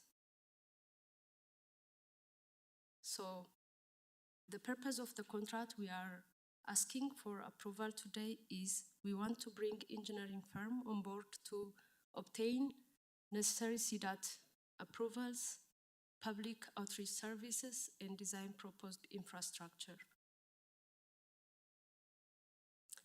And in short, the selection process was we published the request for proposals and we received 5 proposals in response. And we went through a qualification-based selection in accordance with the IJ and applicable federal regulations. So the selection committee had 4 staff members from the Public Works Department, and 3 firms were shortlisted for interview. And following interviews, Akan received the highest aggregate score. In terms of schedule of this project, we anticipate design completion in January 2023, and construction is scheduled to be completed before June 2024. So in closing, staff recommend City Council approve by motion a contract in the amount of $385,183.5 with Atkins North America to provide environmental and engineering design services for the West Dartmouth Avenue Multimodal Safety Improvements Project. With that, we would be happy to answer any questions. Thank you very much for the presentation, Ms. Sagu, and sorry for mispronouncing your name initially. Any questions from council? Member Russell. Thank you. I see that we had 5 proposals, but then why was cost not one of the criteria that the decision was based on? So on federally funded transportation projects, we have to go through a qualifications-based selection, and it's, I'm sorry. So on federally funded transportation projects, we have to go through a qualifications-based selection, and the federal requirements for qualifications-based selections explicitly don't allow us to use cost as a factor. So we have to wait until after we've selected a consultant to discuss cost with them. Okay. And then one other question, how firm is the negotiated price and how likely will there be cost overruns? So the price is a not to exceed amount. So unless there's scope changes, we're gonna get a plan specifications and estimate package at the end of the project for that price. As far as cost increases, we don't anticipate any. I don't see any reason that we should at this stage. It's a relatively straightforward project in that it's traffic signals and pavement markings. So. Okay, thank you very much. Any other questions from council? Actually, I do have one question. Just because Zuni and Dartmouth, depending on which side you're on, I think to the south is Sheridan, to the west is Denver, and we have north and east. So we're funding this entire project, even though, I guess I'm just wondering, is there a chance that the Sheridan or Denver, that they were sharing the cost at least of that intersection, or does that all fall under our purview? Well, I believe the existing signal belongs to us. So it's our responsibility to upgrade and maintain. I figured that was the reason. So my second question was, did we ever consider roundabouts for those 2 locations just because we're considering roundabouts east of Broadway? Is it feasible to have roundabouts at those locations? I don't believe anybody with the cities consider roundabouts at these locations. Okay. Any other questions from council? Seeing none, can I get a motion to approve 11C1? I move to approve 11C1. Thank you, Member Anderson. Could I get a second? Second? Thank you, Member Noonan-Camp. Any further comments? Seeing none, can we please vote? Member Anderson, Aye. Member Noonan-Camp, Aye. Member Russell, Aye. Mayor Pro Tem Ward, Aye. Member Woodward, Aye. Mayor Sierra. Aye. Let the record show 6 ayes. Thank you very much. Moving on to 11C2, award a contract to Martin Marietta for the construction of the Mill and Overlay project. And up now is Deputy Director Tim Host and Contract Utility and Street Maintenance Program Manager Bill Neal. But it's only Mr. Host. Good evening. Good evening. Mr. Neal couldn't be here with us this evening, so I'll give a brief presentation. I'm Tim Host, Deputy Director of Public Works for Engineering and Asset Management. So let's see if we can get the presentation up here. Get that going on the next one. The next, trying to use the. All right, so we'll start with the purpose and project background. So this is our annual project. It's the corrective pavement maintenance cycle. We have the preventative and the, I forget them all. Routine, preventive, and corrective.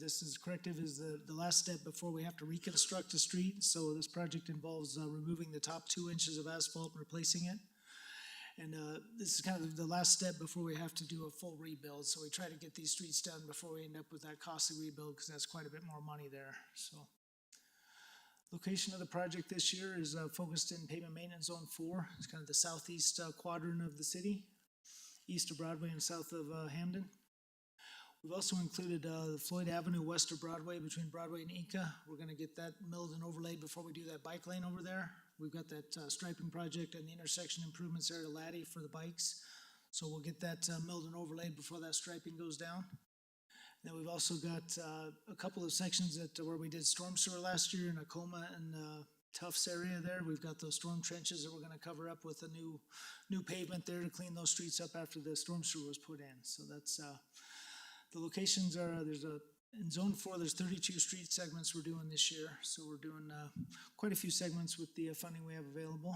I think the next slide here is the contractor selection process. We got a pretty good turnout for bids. It was 5 bids, and the low bid was about 9% less than our estimate. So we were happy with that. We were glad to see the prices were within what we expected. So with that, I'll go over the funding for the project here. We've got the pavement maintenance by area public improvement fund project. There's a little over 1.3 of that. The other piece of that was for the slurry sewer project that was approved last time. So we've got a total of 1.5 there, but the 1.323 is what's left, and then the rest of the funding is from the road and bridge project there. We had some carryover last year to cover the rest of the contract price to get to that full amount. So in summary, I would recommend that the City Council award contract to Martin Marietta Materials for the construction of the 22 Mill and Overlay project. And with that, I'll answer any questions you have on the project. Thank you, Deputy Director. Any questions? Member Russell. Thank you. Who have we used in the past to do this? So last year was a company called Elite Surface Infrastructure, did it for us. And then I think the year before that was Chavez Construction. I think they both bid on the project again this year. They were both on the bid list. So they weren't low this year, but the Chavez and RME, the Elite Surface Infrastructure, have done it in the past for us. Okay, so I wanted to know if they rebid, so Yep. thank you. Yep. I appreciate that. Sure. Thank you, Member Russell. Member Woodward. Yeah, I'm wondering if the areas around the schools, I mean, we seem to be doing this at an inconvenient time for the schools, for the elementary school and for the high school. These specific projects in that we're going to be paving right when they're going back to work or going back to school. And not so much the high schoolers. I mean, they can deal with that a whole lot better than the elementary school kids. So the sooner we got those 2 areas done, Tufts area and Mansfield on Logan, I think the better. No, I think it's a valid point there. We definitely want to try to avoid the school traffic and inconvenience there, because that is a lot of activity in that area. So we will push those towards the front of the construction schedule. Yeah, and I'm just wondering if in the future, if the planning can be done a little bit more around the summertime for schools. I mean, Right, and that is the goal there for next year. We do plan to be a little sooner this year. We were a little late with the street identification there and figuring out which ones need to be done. But the goal would be to get it done before school's back in session for sure. Yeah, okay, thank you. Thank you, Member Woodward. Any other questions from council? Seeing none, can I get a motion to approve 11C2? Thank you, Member Woodward. Could I get a second? Second. Thank you, Member Anderson. Any further comments? Seeing none, can we please vote? Member Anderson, Aye. Member Noonenkamp, Aye. Member Russell, Aye. Mayor Pro Tem Ward, Aye. Member Woodward, Aye. Mayor Sierra. Aye. Let the record show 6 ayes. Thank you, City Clerk, and that moves us on to item number 12, general discussion, and that takes us to Mayor's Choice.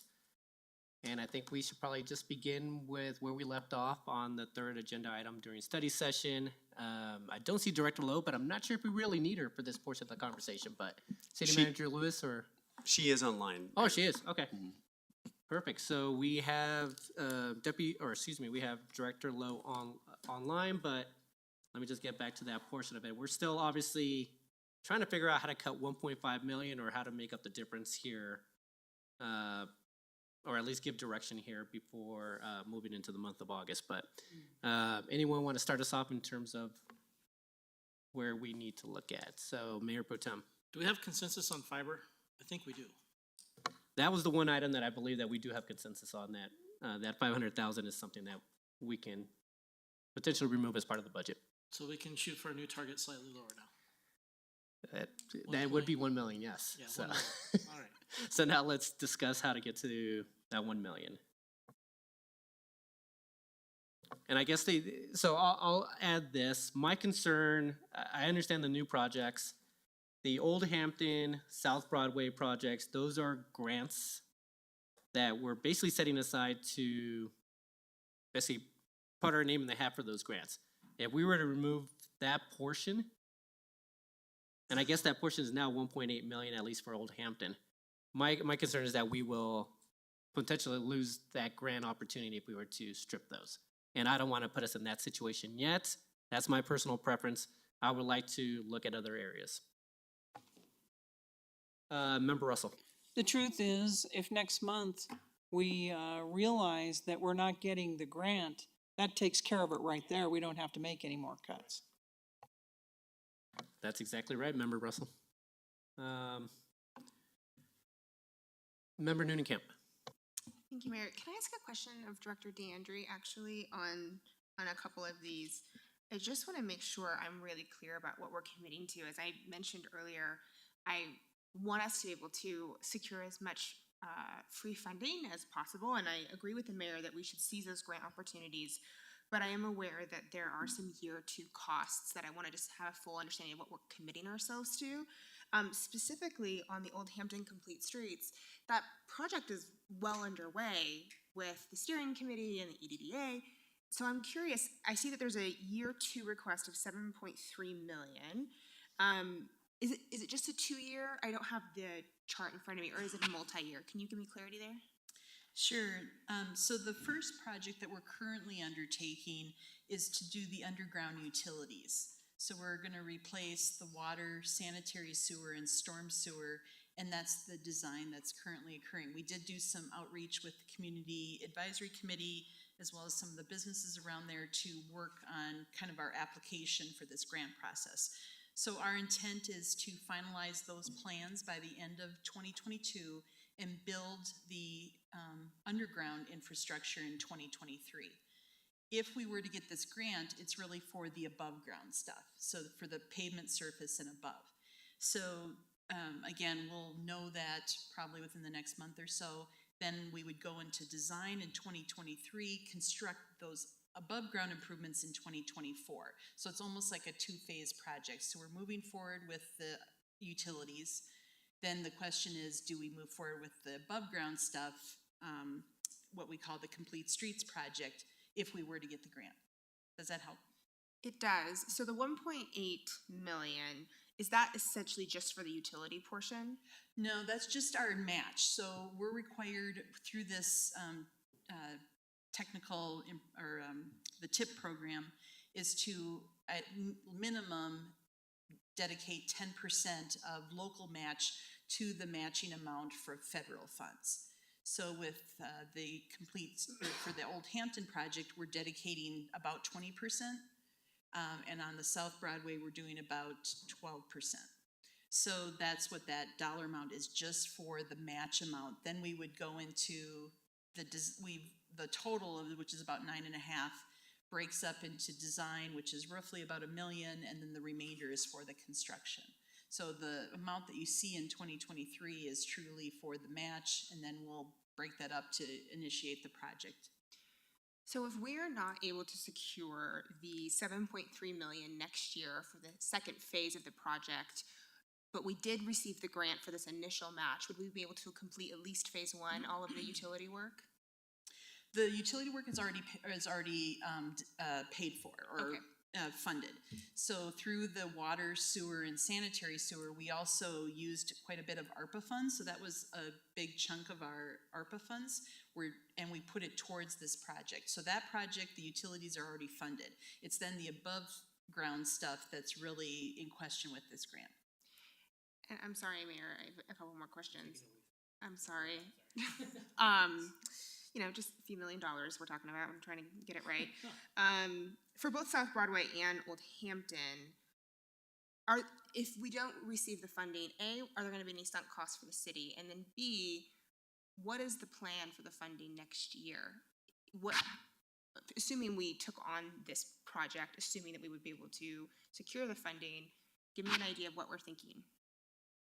So, if we weren't able to secure the grant? Yeah, would there be any sunk costs for the city? Yeah, I think then it really does become, to your earlier discussion, that larger, how much do we want to go after these much larger projects, given our limited availability of CIP funds? I think as Director Loh said, if there's only about $5 million available next year potentially, would it go to all one project, and then we'd still have to find additional funds to do this? Probably not a realistic option. So I think our grant opportunities are really the best bet. But even if there's a grant, we still have to come up with 7.3 million next year? Oh, excuse me, no, I misunderstood you. No, so again, I think we're hedging our bets right now. So if we were to get the grant, then we would have to come up with the $1.8 million only. Great, that's what I needed. Thank you. Sorry, I misunderstood you. Thank you, Director, and thank you, Member Noonekamp.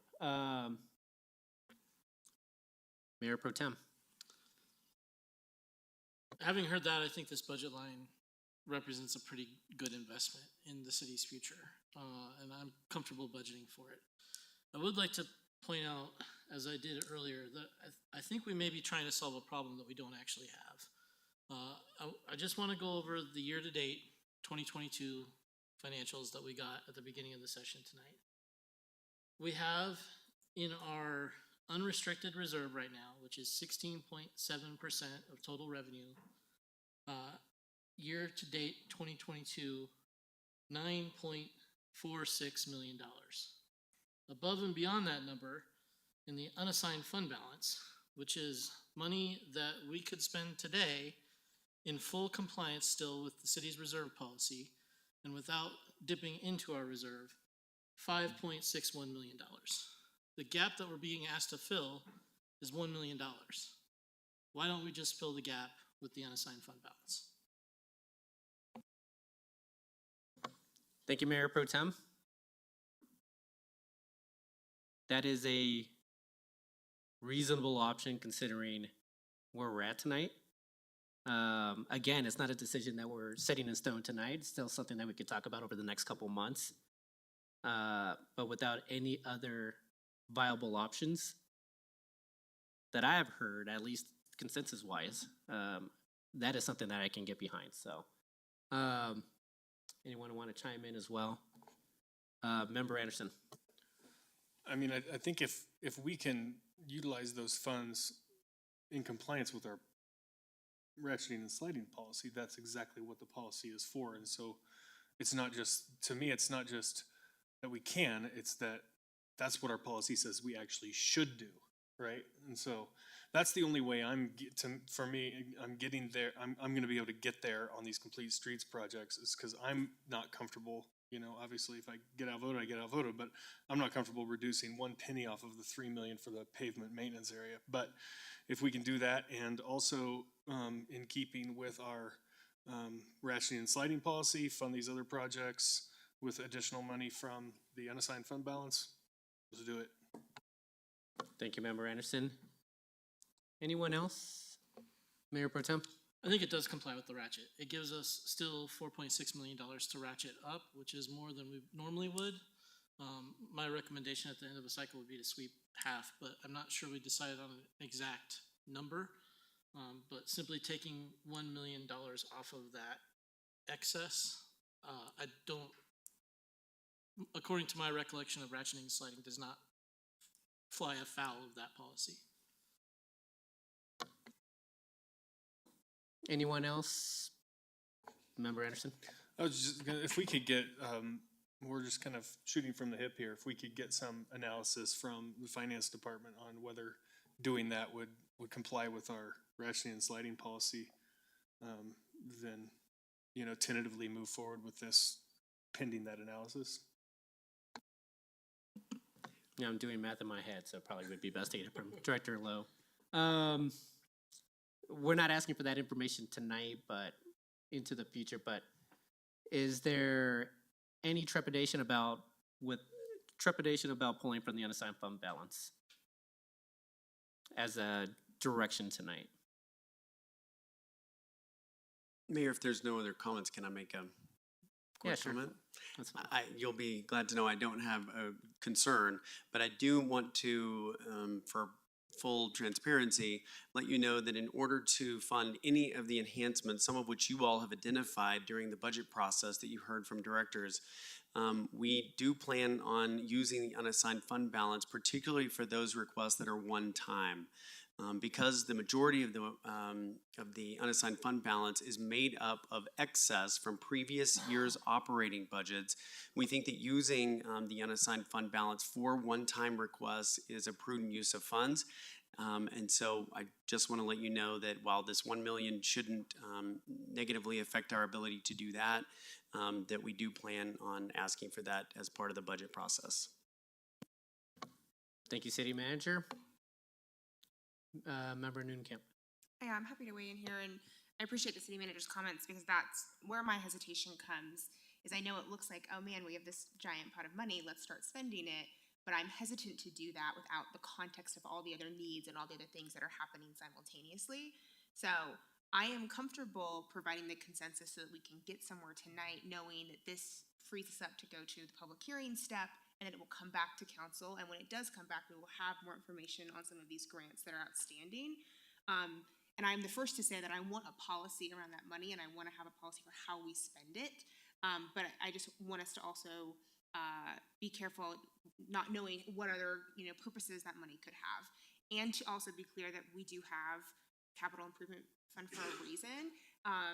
And I continue to be concerned about kind of some of our long-term planning for that. And the unassigned fund balance may not always be there to get us out of these binds. Thank you, Member Noonekamp. Anyone else? Mayor Pro Tem. I just want to make sure that I don't think Councilmember Noonekamp meant insult, but my position is not, we have a giant pot of money, let's spend it. My position is, we have a sum of money that we have involuntarily collected from the taxpayers of the city of Inglewood to use for publicly beneficial purposes. Let's do that instead of just letting it sit in the bank and lose its value to inflation on an annual basis. So that's where I'm coming from on this. Thank you, Mayor Pro Tem. Member Woodward. I'm generally in agreement with that, to move forward with it, understanding that we've got a couple more shots at what's going on here in seeing this. But I think that's a good plan for right now to move on. Thank you, Member Woodward. I'm in the same boat. I think it buys us a little bit more time. I keep looking at the list of items that we're looking at, and so I'll probably be asking more questions to Director Loh and Director DeAndre as well as we move forward in this process. But I'm not saying this is the decision we're going to make for the budget once we finalize it, but it's yeah, like you said, it's like it gives us an opportunity to evaluate where we are with the grants, and I'll keep digging in terms of where we can pull if those don't come through, so, or they do come through. So anyway, I think that's where we stand. I think we do have consensus on this point. And without any further questions, thank you to everyone for getting us to this. So I'll finish off with Mayor's Choice, just a few items. First, I wanted to thank Mayor Boutin for leading the meeting last week in my absence. I heard he did a fantastic job, and it sounds like he's going for my seat here shortly. We'll be making a motion here in the near future, but no, I really appreciate it. Sorry to the members of the public that have reached out to me via email and voicemails. I will be responding to those questions and concerns over the next couple days. But yeah, thank you for City Council for picking me up while I was away last week on vacation. A note about the DDA meeting on this coming Wednesday. That meeting will be remote. So if anybody does want to listen in on that DDA meeting, we all will be on Zoom for that call. And lastly, this Thursday, we have our annual meeting with Littleton on the South Platte Water Renewable Partners. It is at 7:30 in the morning. I will be in attendance because I have to be, but I will be there, and it is obviously at the South Platte Water Renewable Partners facility right off of, what's the name of that street? Right off just north of Dartmouth, but anyway, it'll be, yeah, Platte River. Couldn't remember if it was on the other side, but yeah, it's open to the public, and we will be starting around 7:30. I think we actually start at 8 o'clock, but we'll be there at 7:30 in the morning. But that concludes my portion. Now moving on to council members' choice. Anyone want to kick us off? Member Noonekamp? Thank you, Mayor. Just a couple updates from some boards and commissions. The Public Library Board met this month and went over continued statistics about how security is going at the library. I'll share that our new library manager, Beth Lafferty, I've been very impressed with how she's come in and managed the library. She's very comfortable with some of the challenges that we've been facing. And they're actually working on, in addition to the trespass ordinance that we passed earlier this year, a code of conduct for the patrons of the library to continue to empower our librarians to run a safe community resource. So that was a really great meeting. In addition to that, the Cultural Arts Commission also met. They have been very busy. They are speaking with a citizen about potential funding for this vacant paved lot at Cherokee and Floyd, partnering with a citizen group that wants to beautify the lot with planters and paintings, and so they're working on that, which I think will be really great for the community. They also have selected an interactive artist for the Inglewood Block Party coming up on August 27th. They're also working on some new median art that's coming up soon that we provided funding for, so they are very busy. And just this last Thursday, they hosted their first big event of the year. It was an artist meet and greet at Devil's Head Distillery. They had, I think it was like 50 to 70 artists and creatives in the community come. Devil's Head was an incredible host. There was funding from multiple community groups, and it was a really great event connecting creatives in the city. It felt kind of like they were back with momentum. So big kudos to that group for all the work that they put into that, and good things to come. Yeah, the photos look great, so sorry I missed it, but anyone else? Member Russell? Thank you. I kind of was wondering about the petition for dog park use at Centennial Park that woman presented to us over a month ago. If we're going to put that on the schedule to talk about that.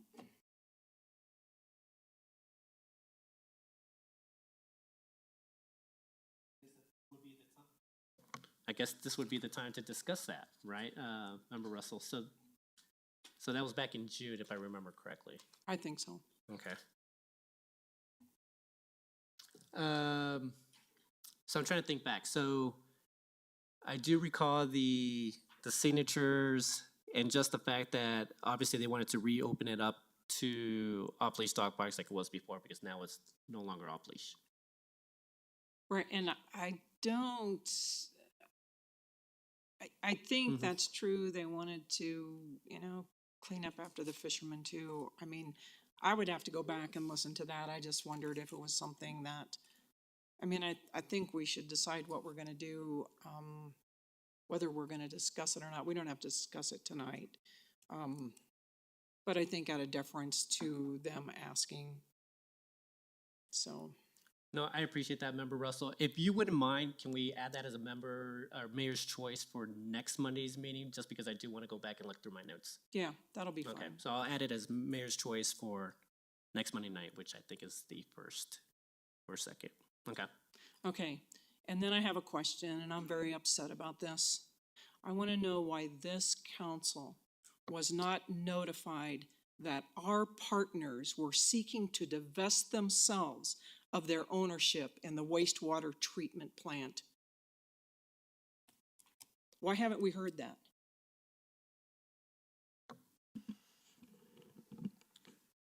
City Manager Lewis? Thank you, Mayor. In some of my council one-on-ones, and I'll have to go back and look at my notes from over a year ago, I did let council know that the Littleton City Council had asked for an analysis of that, but there were not 4 members of the Littleton City Council that wanted to proceed in any way on that. So we are not aware of Littleton City Council directing their staff to divest themselves of the South Platte Renew. I'll be glad to check in with the new city manager of Littleton tomorrow to see if something's changed, though. I watched a study session from March, and the council gave the city manager and the public works director to come to Inglewood and see where we stood on this. The fact that they even discussed it and we did not know that, that is a major impact to this city. And I know that Peter Van Rye knew because he was at the meeting. That is very troubling that we don't even know. I have people calling me, asking me to look into this. I didn't want to call them back because I hadn't heard anything, and I'm not sure that any of you had either, but that's huge. And we're going to a meeting on Thursday morning. And whether you all were prepared, I don't know what's going to happen. But I think that this council needs to be aware of that. Thank you, Member Russell. City Manager Lewis, is there anything else to add on that? Because I do remember Kyle told me that they were discussing it, but nothing ever came of it. So that's the mayor Kyle, what's Kyle's last name? Schlachter? Yeah, Schlachter. But I'd never heard anything came of it. They just said they were discussing, but nothing ever happened of it. Mayor, that's the understanding that I was given by former city manager Mark Ralph. But certainly, if any of you did not know about that discussion about a year ago, I take full responsibility of that. Again, because there was not a majority on council that was interested in pursuing it further. The issue, according to former city manager Ralph, was basically dead on arrival. But I'll be glad to forward the report that I know Director Van Rye was provided. I'll be glad to forward that to council. On March 8th of this year, which was 4 months ago, almost 5 right now, there was direction there. Mark Ralph was there and Keith Reister too. I think they were, I don't think they were necessarily happy, but there were 4 members that gave them direction to talk to the city of Inglewood. Well, thank you for that, Member Russell. And again, I take responsibility for that if that was a failure of communication on my part. And we'll look into it further and just make sure that we verify what, in fact, Littleton's intentions are. I should mention it is not on the agenda for this week's joint council meeting with Littleton, nor did they request that it be placed on the agenda. I was going to add, City Manager, obviously, since we are meeting on Thursday, is there any possible way you could provide an update to council before that Thursday meeting? I definitely will. All right. Thank you, City Manager Lewis. Member Russell, is there anything else? No, thank you very much. I appreciate that. Thank you. Anyone else for Council Member's Choice? Mayor Pro Tem? Yeah, I have been attending and enjoying the events that the city has been holding. The delightful Mrs. Ward and I attended Neighborhood Nights at Jason Park on the 13th, as well as the Sunset Concert Series on the 21st, which was the big band. Both of which were really nice, enjoyable events. Great to get out in the community and talk to people at our public amenities. So I'm really proud of what we've been putting on, and I hope to continue to fund it into the future. Thank you, Mayor Pro Tem. Member Woodward, anything to add? Nope. I saw you read, so I preemptively asked you. You have nothing else for council members' choice, city manager's report. Thank you, Mayor. Just wanted to call attention to one item that was in your Friday report, as well as some good news we received late last week. The item that was in your Friday report was that, this council has, some members of this council have had many questions about our auto sales and that we are losing money repeatedly on that. I'm proud to report that on the 12 vehicles that we sold this past, on June 15th, it was 12 units, 9 trucks, 2 tractors, and a trailer. All of those, the original purchase price was $207,000 for those. And we got all but $28,000 back from the sale of those units, some of which were from 1990. So we are doing very well at auction, and I appreciate our purchasing department and Public Works and the SURF Fund for their good work on that. The other good news to report is that our applications, we've worked with Littleton and Sheridan on an application to the federal government for the discretionary spending that has come back to Congress, and we're pleased to let you know that the House has passed an appropriations package yesterday, so this was even more recent, yesterday, that included $1.5 million for the Tri-Cities Ready to Work program. So that's the job training program for people experiencing homelessness. That organization is currently under contract for a facility here in Inglewood. That does have to go to the Senate. So no promises yet, but this is further than we got along in the process last year with a similar request. And then last but not least, I just want to confirm that tonight, after you heard public comment, that your direction remains unchanged on Jason with regard to off-leash. It appeared very clear, but we will begin tomorrow getting bids on a permanent fence, and I just want to double check that that did not change after we heard public comment. Thank you, City Manager Lewis. I didn't hear anything otherwise, so I would. Sorry, go ahead. Can I just ask that perhaps Parks and Rec would at least look into some of the suggestions were made about the number of gates and access to the park, and I actually think there was some really good input. Thank you. Member Russell. Anyone else? Member Nunkamp?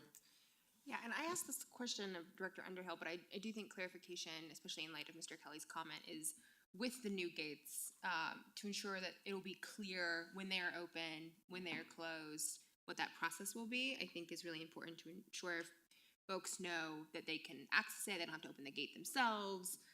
And I also heard from a citizen during the break that just the signage could be improved. And I think we also heard in Bellevue Park, there are some concerns about lack of signage, and so I do think taking a look at that would be helpful. May I make that a council request? Great, thank you. Anyone else? Did that provide clarity, City Manager Lewis? It did, thank you. Perfect. Anything else? All right, with that, this meeting is now adjourned. It is a little bit after 9:45. Everyone have a great evening. See you next week. Oh, see you Thursday.